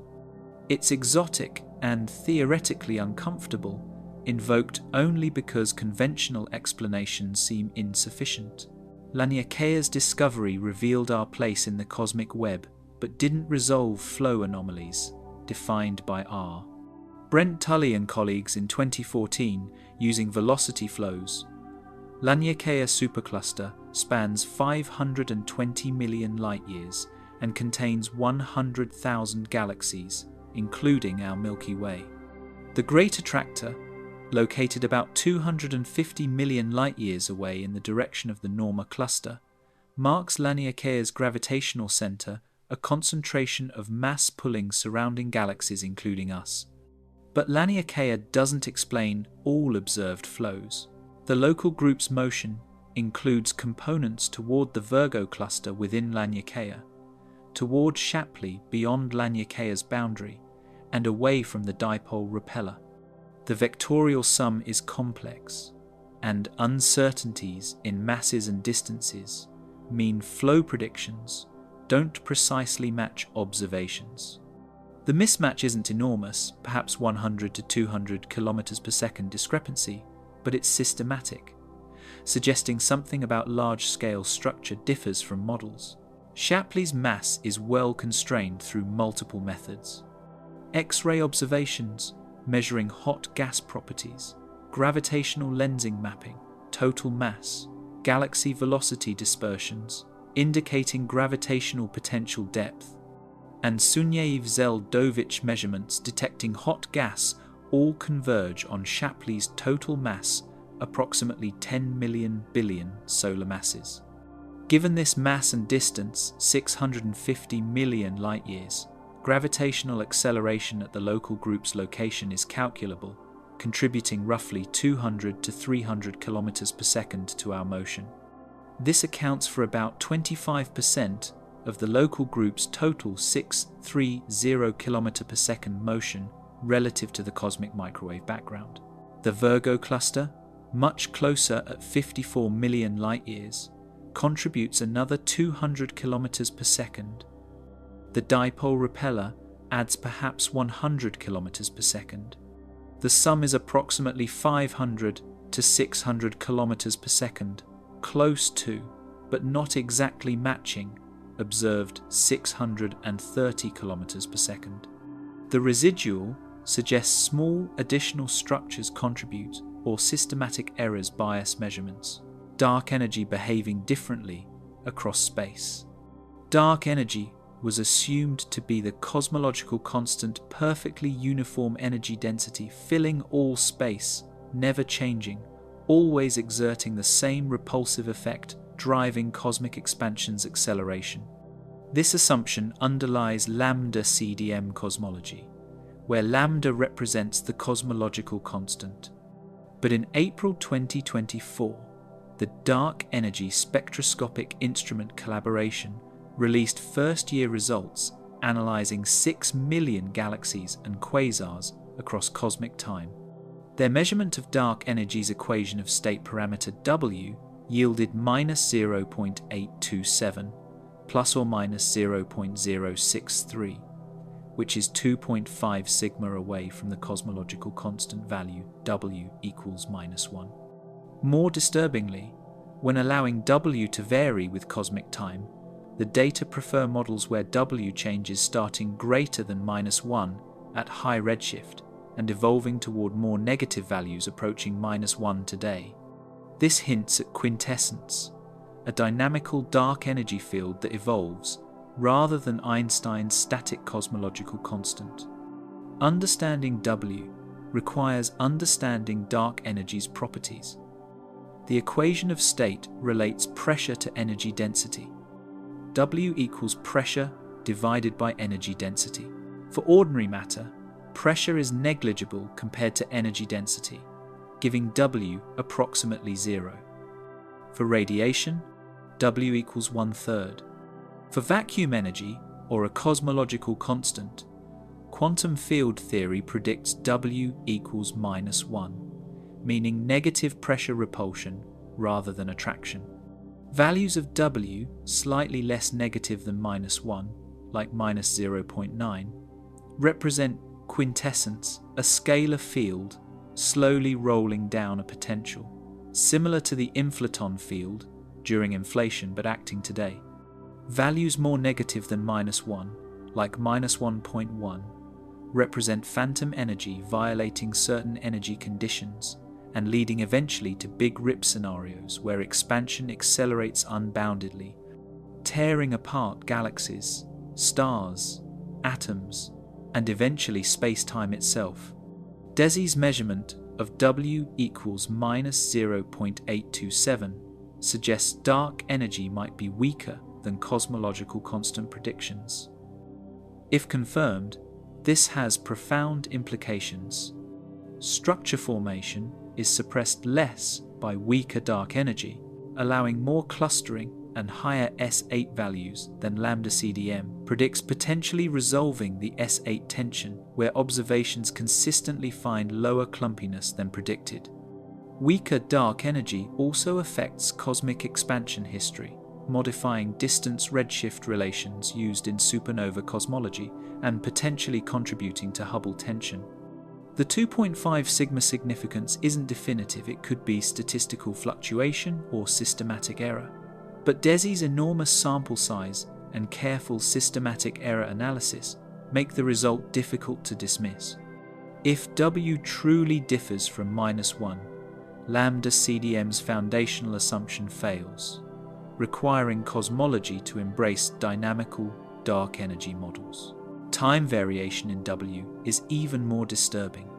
When DESI allowed W to depend on redshift using parameterizations like W of Z equals W0 plus WA times Z divided by 1 plus Z, where W0 is today's value and WA characterizes evolution, the data preferred non-zero WA at approximately 2 sigma.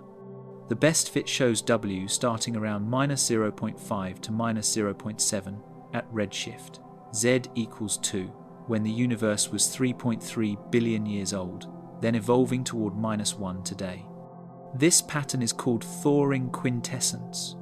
The field was nearly frozen in the early universe, but is now becoming more dynamical. Alternatively, freezing quintessence models, where W starts closer to -1 and becomes less negative, also fit data reasonably. The key point is that constant W equals -1 fits worse than time-varying models, suggesting dark energy's nature changes across cosmic history. Phantom crossing represents the most exotic possibility. Some DESI analyses, allowing very flexible W of Z, find evidence for phantom crossing W, changing from greater than -1 at high redshift to less than -1 at low redshift, crossing exactly -1 at some intermediate epoch. Phantom crossing is theoretically difficult to achieve in simple scalar field models because it typically requires violating null energy condition, a fundamental assumption in general relativity stating that energy density plus pressure should be non-negative. Violating this condition allows exotic phenomena like wormholes and time machines. Most physicists are skeptical of phantom crossing because it requires such exotic physics, but data hints at it nonetheless. If future data confirm phantom crossing, cosmology faces radical rethinking of dark energy's nature. Anisotropic dark energy pressure represents another disturbing possibility. Some researchers propose dark energy might have different pressures in different directions, exerting stronger repulsion along some axes and weaker repulsion perpendicular. This would violate isotropy, creating preferred directions in cosmic expansion. While exotic, anisotropic dark energy could simultaneously explain multiple anomalies. The axis of evil through anisotropic initial conditions influenced by directional dark energy, dipoles through direction-dependent expansion rates, and S8 tension through different structure growth rates along different axes. Testing requires measuring expansion rates and structure growth separately in different sky directions. Current data provide marginal hints of anisotropic expansion, but systematic errors and selection effects make interpretation ambiguous. Definitive tests await next-generation surveys with better sky coverage and control of systematics. Quintessence models vary widely in predictions and theoretical motivation. Tracker quintessence models have potentials designed such that the scalar field automatically adjusts to track dominant energy components during cosmic history, tracking radiation in early universe, then matter, finally becoming dominant itself, driving acceleration. These models are theoretically attractive because they avoid fine-tuning initial conditions.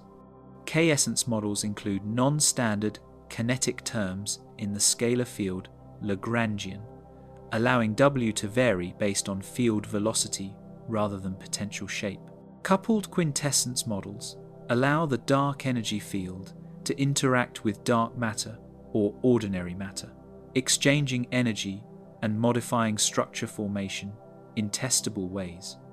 Each model makes specific predictions for W of Z evolution, structure growth, and other observables, allowing data to discriminate between them. The risk is that W measurements suffer from systematic errors not yet identified. Distance determinations rely on standard candles, like type Ia supernovae, and baryon-acoustic oscillations. If systematic errors bias distance estimates, perhaps through dust extinction, supernova evolution with redshift, or selection effects, inferred W values will be wrong. DESI carefully studied these systematics, varying assumptions, and cross-checking with independent datasets. The W equals -0.827 result persists across different analysis choices, suggesting robustness. However, unknown unknowns, systematic errors not yet conceived, could still lurk. The history of cosmology includes multiple claimed detections, later explained by systematics. The community remains appropriately cautious, requiring independent confirmation before declaring cosmological constant overthrown. Upcoming surveys will test DESI's findings. The Euclid Space Telescope, launched in 2023, will map billions of galaxies over 15,000 square degrees, measuring distances through baryon-acoustic oscillations and weak gravitational lensing. The Nancy Grace Roman Space Telescope, launching in 2027, will conduct deep, wide-area surveys optimized for measuring dark energy through multiple complementary methods. The Vera-C, Rubin Observatory's legacy survey of space and time, starting 2025, will image the entire southern sky every few nights for 10 years, mapping billions of galaxies and measuring distances. These surveys will measure W with precision, several times better than DESI, definitively determining whether W equals -1 or deviates. If multiple independent surveys confirm W differs from -1, the cosmological constant is dead, and cosmology enters a new era of understanding dark energy as dynamical rather than constant. The integrated Sachs-Wolf effect anomalies. The integrated Sachs-Wolf effect should provide a powerful test of dark energy's properties through cross-correlating cosmic microwave background temperature fluctuations with large-scale structure maps. When CMB photons travel through evolving gravitational potentials, such as those created by voids and superclusters, growing or decaying as dark energy affects structure evolution, they gain or lose energy. Imprinting temperature shifts on the CMB correlated with structure positions. Dark energy causes potentials to decay as expansion accelerates, making voids less underdense and overdensities less overdense over time. This decay produces ISW signals. Photons crossing voids should appear slightly warmer, photons crossing superclusters slightly cooler compared to average. Observations should show strong correlations between CMB temperature and galaxy positions. But measurements consistently find ISW correlations 2 to 3 sigma weaker than lambda CDM predicts, suggesting dark energy behaves differently than standard models assume, or structure evolution differs from predictions. The basic ISW physics is straightforward. A CMB photon traveling through a gravitational potential well loses energy falling in and gains energy climbing out. If the potential doesn't change during transit, energy loss and gain exactly cancel, producing no net effect. But if dark energy causes cosmic expansion to accelerate, structure growth slows and gravitational potentials decay, wells become shallower, hills become flatter. A photon falling into a deep well but climbing out of a shallower well gains net energy, appearing slightly hotter. Conversely, photons crossing decaying overdensities lose net energy, appearing cooler. The ISW effect thus creates temperature anisotropies correlated with large-scale structure positions, with correlation strength depending on dark energy properties, controlling how fast potentials decay. Cross-correlation measurements require matching CMB temperature maps with galaxy catalogues. The Dark Energy Survey measured correlations between Planck CMB data and 100 million DES galaxies spanning redshifts 0.2 to 1, finding correlation amplitudes about 30% lower than lambda CDM predictions with 2.5 sigma significance. The BOSS survey cross-correlated with Planck found similar deficits at 2 to 3 sigma. The two MASS and WISE infrared galaxy surveys also show weaker than predicted ISW signals. The consistency across multiple independent galaxy surveys using different selection methods and covering different redshift ranges suggests the deficit is real rather than specific to one dataset. The combined statistical significance across all surveys reaches approximately 3 sigma, uncomfortably high, to dismiss as pure chance, but not reaching 5 sigma certainty required for definitive claims. Void ISW correlations specifically test dark energy in underdense regions. Voids are simpler than clusters, less affected by baryon physics, like feedback from supernovae and active galactic nuclei, making theoretical predictions more robust. Multiple studies identified voids in galaxy surveys like SDSS and measured CMB, temperature averaged over void positions, finding warm spots as expected from ISW. However, the measured temperature excess is consistently 30 to 40% lower than lambda CDM predicts. Some researchers propose this indicates voids are less empty in dark matter than galaxy distributions suggest, with dark matter distributions differing from galaxy distributions due to environmental effects on galaxy formation. Others suggest dark energy behaves differently in voids, perhaps exerting less repulsion in underdense regions, violating the assumption that dark energy density is perfectly uniform across space. Supercluster ISW correlations show the opposite anomaly. Where voids produce weaker ISW signals than predicted, superclusters produce stronger signals. Measuring CMB temperature at supercluster positions yields cold spots about 20% larger than lambda CDM predicts at 2 sigma significance. This opposite behavior, voids too warm, superclusters too cold, is puzzling. If dark energy is uniform, both should deviate in the same direction and magnitude. The opposite deviations suggest structure-dependent dark energy or systematic errors affecting void and supercluster samples differently. Alternatively, potentials might decay faster in overdense regions and slower in underdense regions than standard gravity predicts, hinting at modified gravity models where gravitational strength depends on environment. Modified gravity models attempt to explain ISW anomalies. In f of r gravity, an additional term proportional to some function f of the Ricci scalar r modifies Einstein's equations. These models can mimic dark energy's effects on expansion while predicting different structure, evolution, and ISW signals.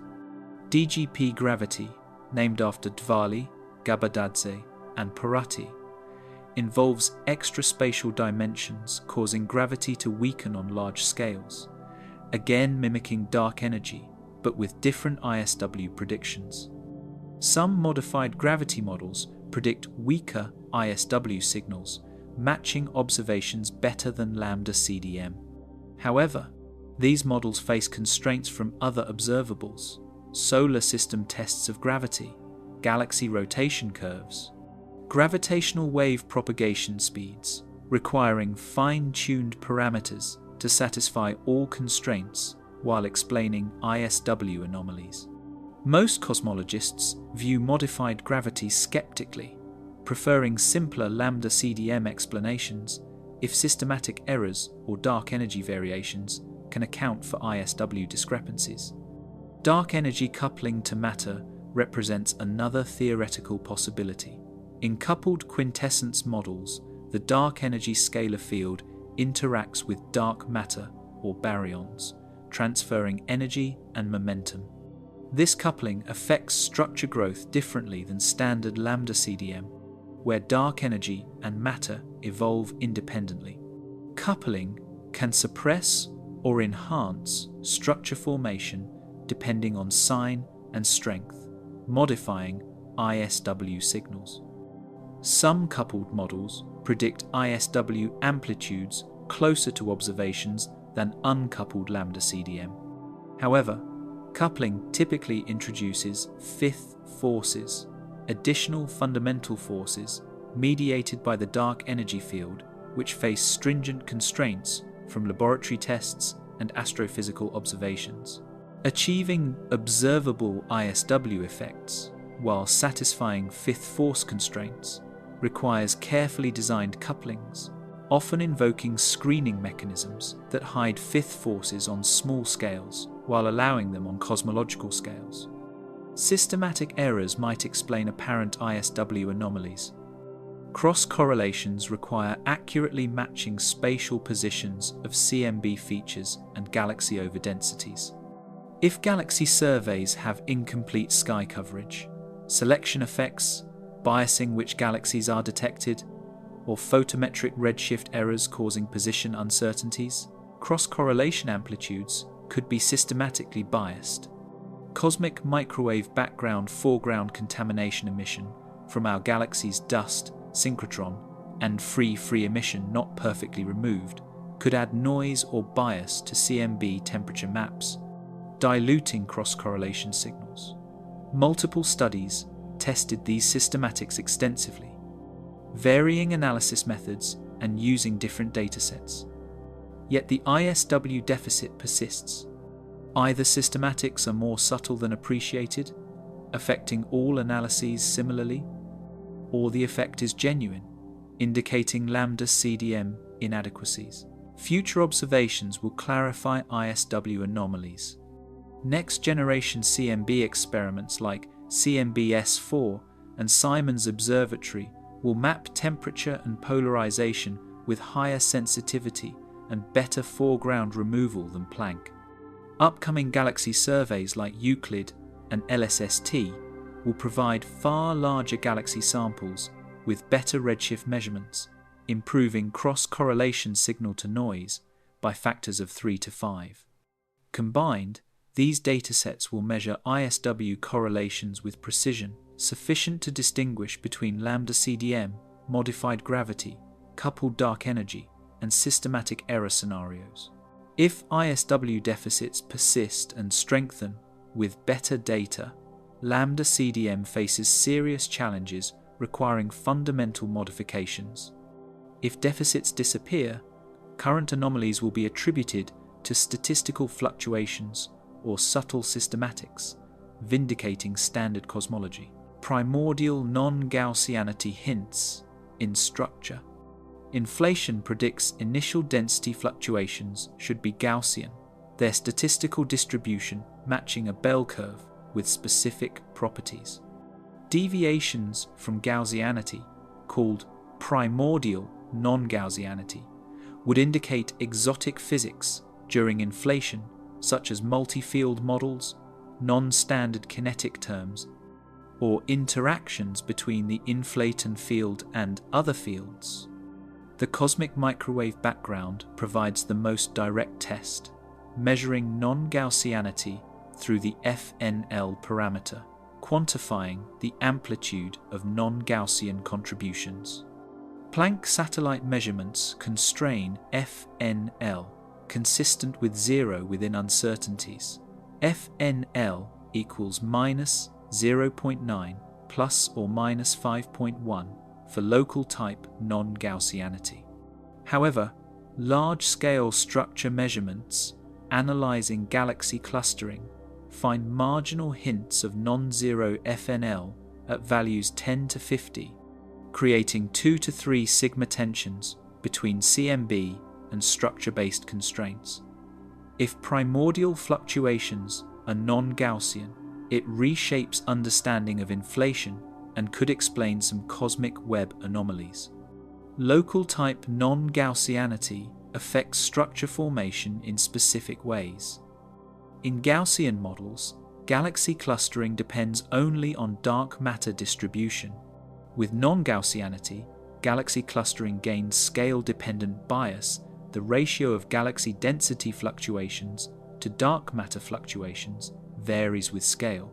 On large scales exceeding 100 million light-years, non-Gaussianity enhances galaxy clustering proportional to FNL, making galaxies cluster more strongly than dark matter predicts.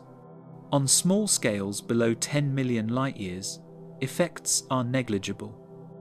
This scale-dependent signature allows testing non-Gaussianity using galaxy surveys measuring clustering at various scales. Theoretical predictions by Asantha Kure, Nyayesh Afshordi, Uro Selyak, and Matthias Zaldaraiga, starting in 2008, showed that FNL equals 100 produces detectable, scale-dependent bias observable in surveys like SDSS. Measurements from galaxy clustering yield FNL values higher than CMB constraints.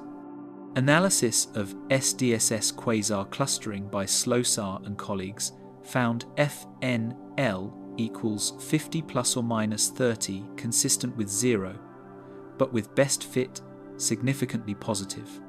BOSS Galaxy Survey analysis found FNL equals 20 to 40 depending on scale, range, and galaxy sample used, with 2 sigma preference for non-zero values. DESI preliminary results hint at similar FNL, approximately 30, with 2 sigma significance. These structure-based measurements are consistently higher than Planck's FNL, consistent with 0, creating tension. The discrepancy could indicate systematic errors in structure analyses, perhaps incorrectly modelled galaxy bias or redshift space distortions mimicking non-Gaussianity signals. Alternatively, CMB and structure probe non-Gaussianity differently, and the tension reveals new physics not captured by simple, local-type models. Multi-field inflation models naturally produce non-Gaussianity. Single-field slow-roll inflation, the simplest model with one scalar field, slowly rolling down a smooth potential, predicts nearly Gaussian fluctuations with FNL, much less than 1, far below observational limits. But models with multiple scalar fields, called multi-field inflation, or curvaton models where additional fields contribute to density fluctuations, can generate FNL values 10 to 100. During inflation, quantum fluctuations in multiple fields create correlated perturbations that later convert to density fluctuations through non-linear processes, producing non-Gaussian patterns. Observing FNL approximately 10 to 50 would provide strong evidence for multi-field inflation, revealing that inflation involved richer dynamics than minimal single-field models. Non-Gaussianity could explain some large-scale structure anomalies. Non-Gaussian initial conditions with FNL approximately 50 enhance large-scale clustering, making the most massive structures form earlier and grow larger than Gaussian models predict. This could partially explain the excess of large voids and giant structures like the giant arc and huge LQG that seem too large for lambda CDM. Non-Gaussianity also affects the galaxy distribution's dipole and higher order moments, potentially contributing to observed asymmetries. However, detailed calculations show non-Gaussianity alone can't explain all anomalies. Effects are too small to account for observed dipole amplitudes or cold spot properties. Non-Gaussianity might be one ingredient in a multi-component solution involving non-Gaussianity plus dark energy variations plus modified gravity. Tensions between CMB and large-scale structure non-Gaussianity constraints disturb cosmologists. CMB provides a direct snapshot of conditions 380,000 years after the Big Bang, when fluctuations were small and linear theory applies. Structure formation involves gravitational collapse, producing nonlinear effects, potentially contaminating non-Gaussianity measurements. Galaxy formation adds additional nonlinear processes and biases. Perhaps structure-based FNL measurements are systematically biased by these complexities, incorrectly attributing nonlinear structure formation effects to primordial non-Gaussianity.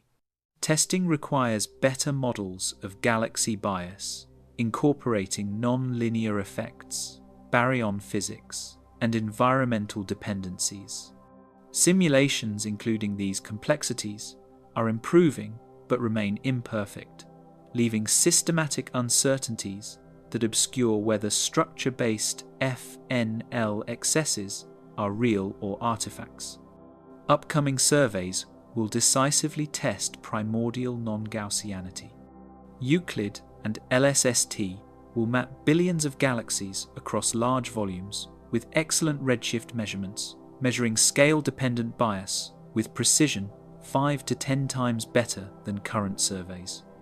This will constrain FNL to approximately plus or minus 1 to 2, rivaling or exceeding CMB precision. CMB S4 will measure CMB non-Gaussianity with improved sensitivity, reducing FNL uncertainties to approximately plus or minus 2. If both CMB and structure measurements converge on FNL consistent with 0, non-Gaussianity is ruled out and single-field inflation is favoured.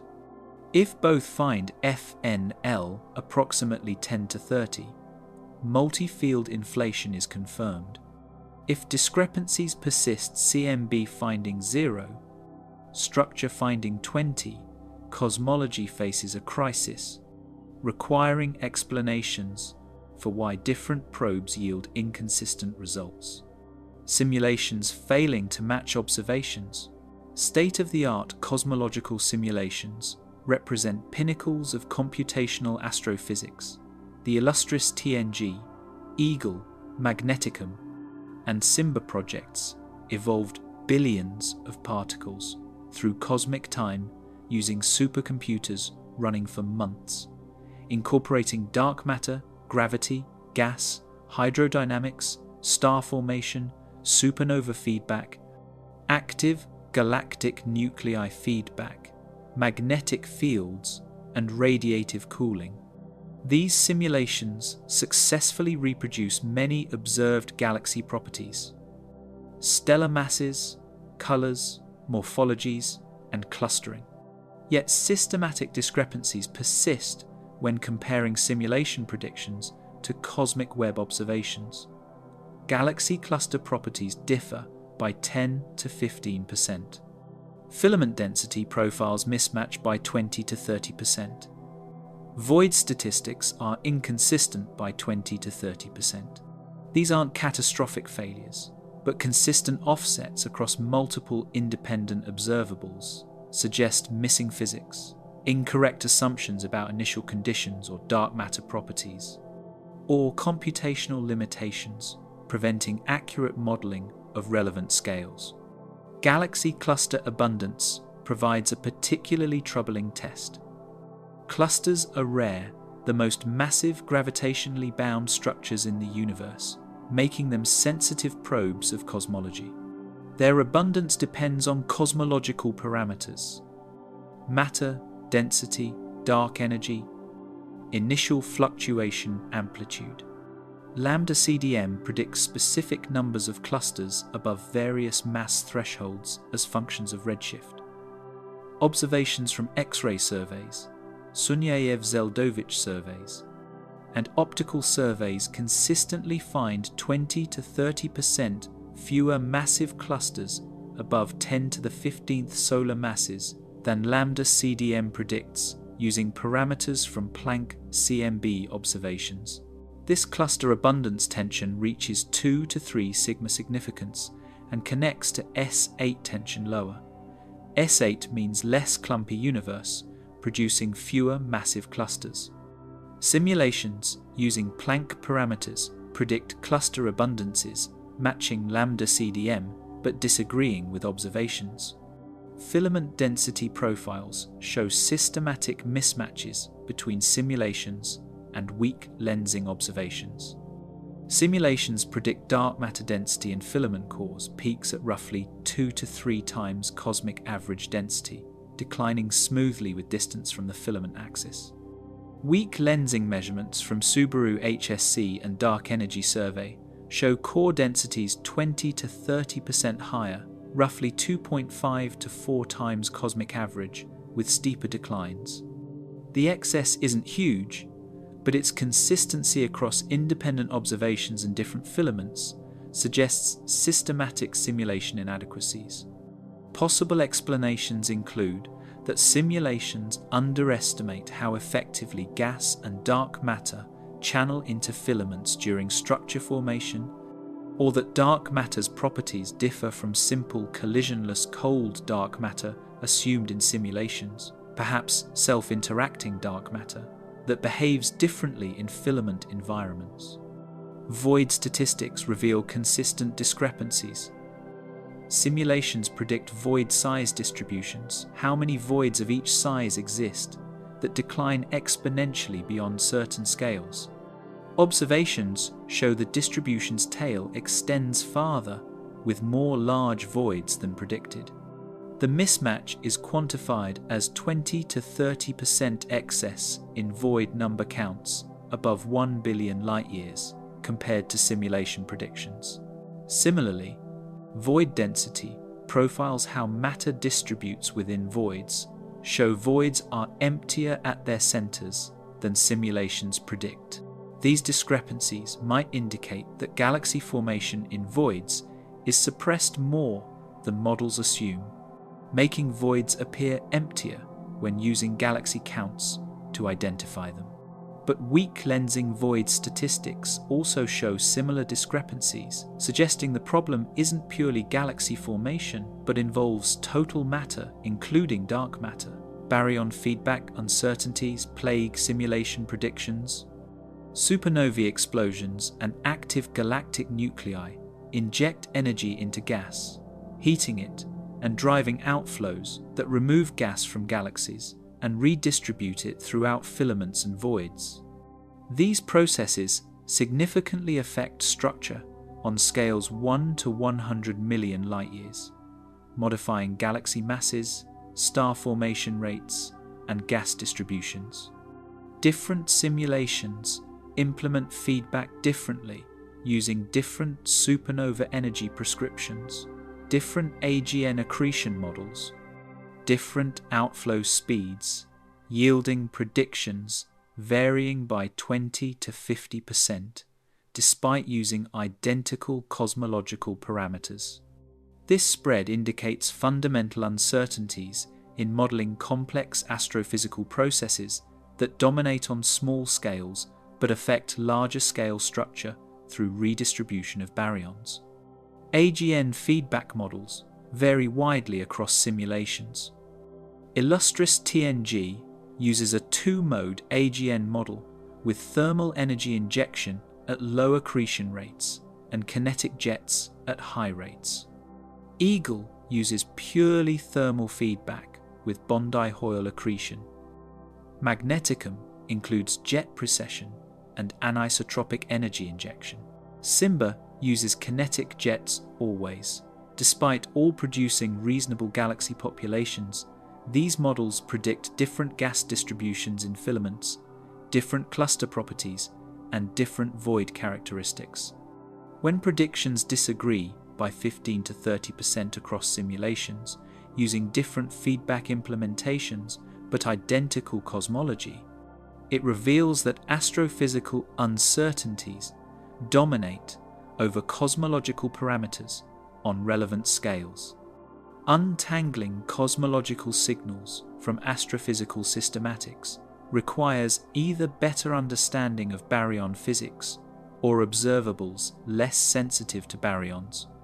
Resolution limitations affect simulations despite enormous computational resources. Illustris TNG's highest resolution run resolves dark matter particles with masses 7 million solar masses and gas cells with 1.4 million solar masses allowing galaxies down to 100 million stellar masses to form self-consistently. But this is still insufficient for resolving individual stars, stellar feedback on small scales, or turbulence cascading down to parsec scales. Subgrid models approximate unresolved physics, introducing parameters tuned to match observations. Different tunings yield different large-scale predictions, even within a single simulation code. Comparing simulations with different resolutions shows predictions converge slowly, suggesting truly converged results require even higher resolution beyond current computational capabilities. Cosmic web topology measurements reveal subtle but systematic mismatches. Genus statistics measure cosmic structures' connectedness, how many holes versus islands exist in density distributions at various thresholds.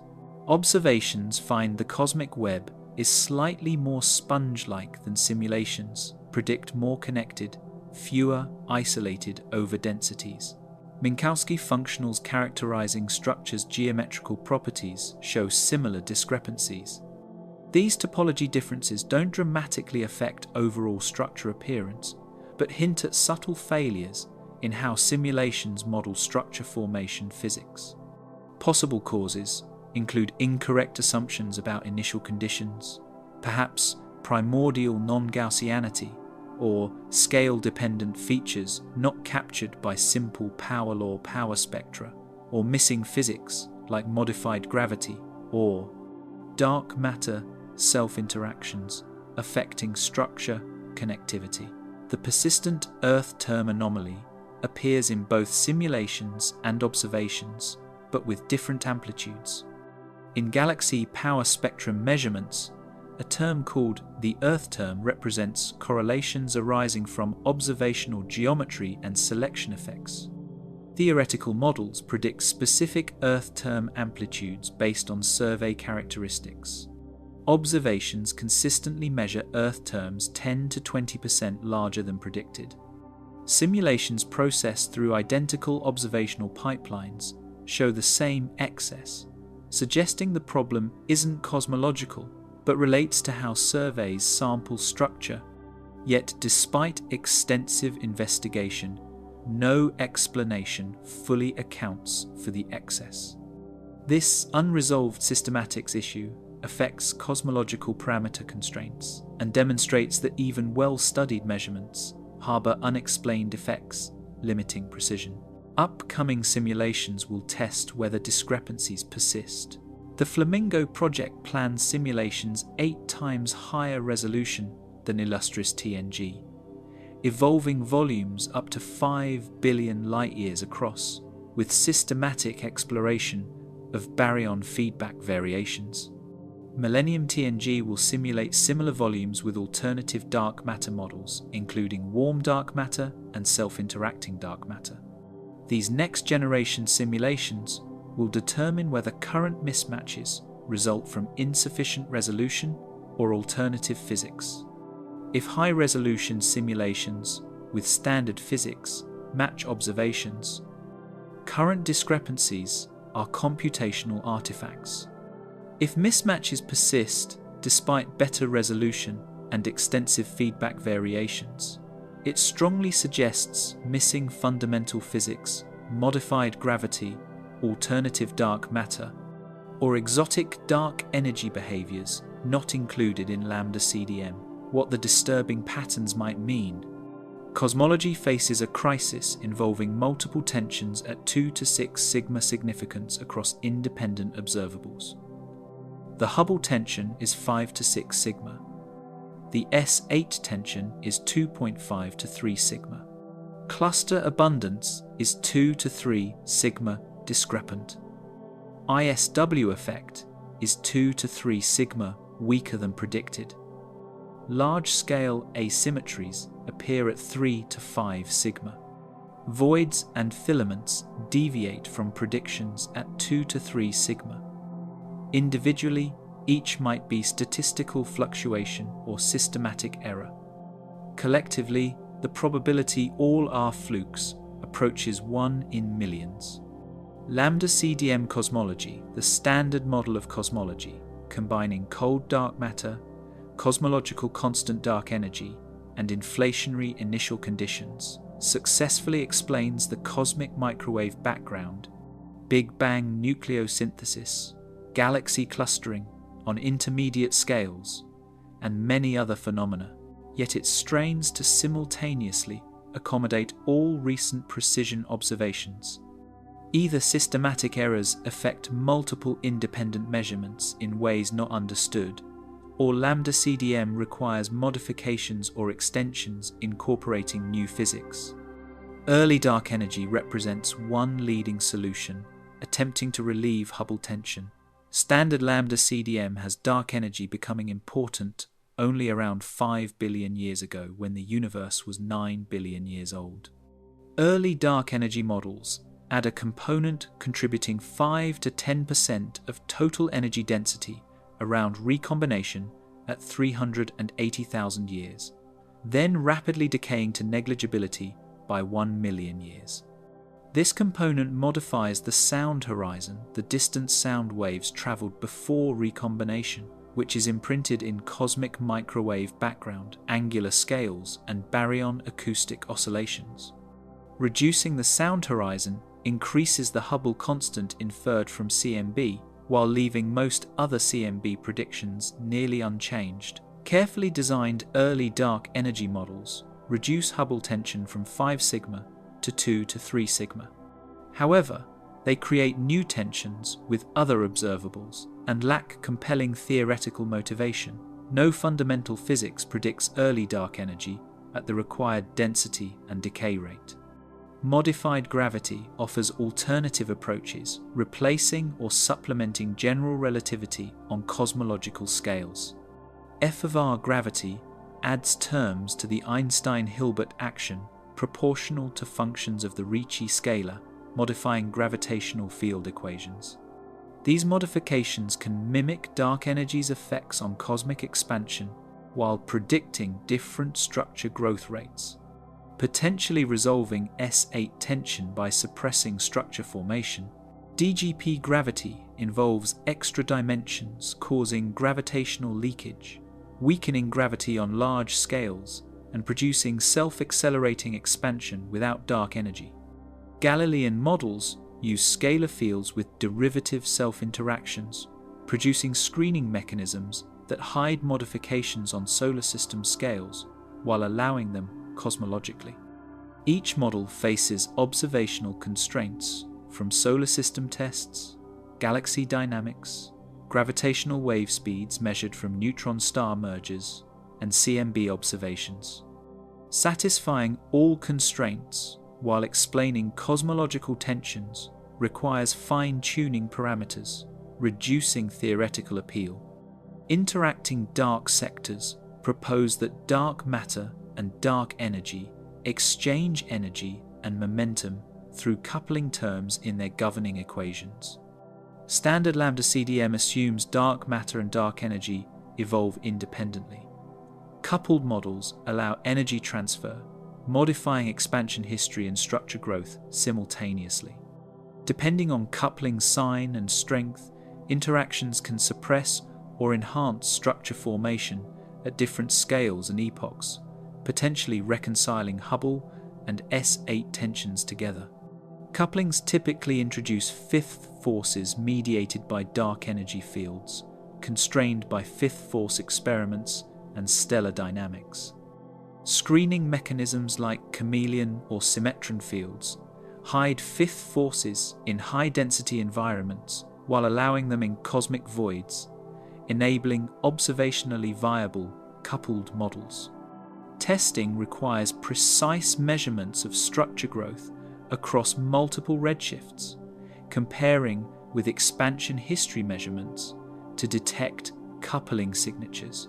Systematic errors remain the most conservative explanation. Cosmological measurements are extremely challenging, requiring understanding astrophysical systematics, instrumental calibrations, selection effects, and theoretical modelling uncertainties. Cepheid distance ladder measurements assumes Cepheid period luminosity relations are universal and metallicity effects are correctly modelled. Type Ia supernova cosmology assumes supernovae are standard candles with understood colour and stretch corrections, and dust extinction is accurately modelled. Weak lensing assumes galaxy shape measurements are unbiased and intrinsic alignments are correctly subtracted. Cluster abundance assumes mass estimates from X-ray, Sunyaev-Zeldovich, or weak lensing are accurate and selection functions are well understood. Each measurement involves dozens of potential systematics, any of which might introduce biases. Perhaps multiple systematics conspire, biasing different measurements in directions that create apparent tensions when none exist physically.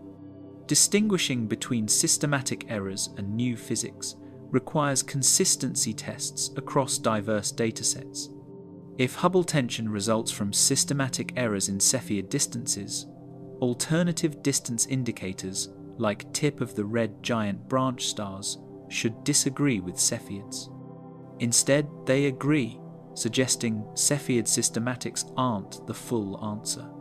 If S8 tension results from weak lensing systematic errors, cluster abundance measurements using different mass estimation techniques should disagree. Instead, they agree, suggesting weak lensing systematics aren't the full answer. The consistency across multiple independent probes strengthens the case for new physics. However, consistency doesn't prove new physics. Multiple measurements might suffer correlated systematics not yet identified. Upcoming observations with improved systematic error control will discriminate between scenarios. The Nancy Grace Roman Space Telescope launching in 2027 will revolutionize cosmology through wide-field infrared imaging and spectroscopy.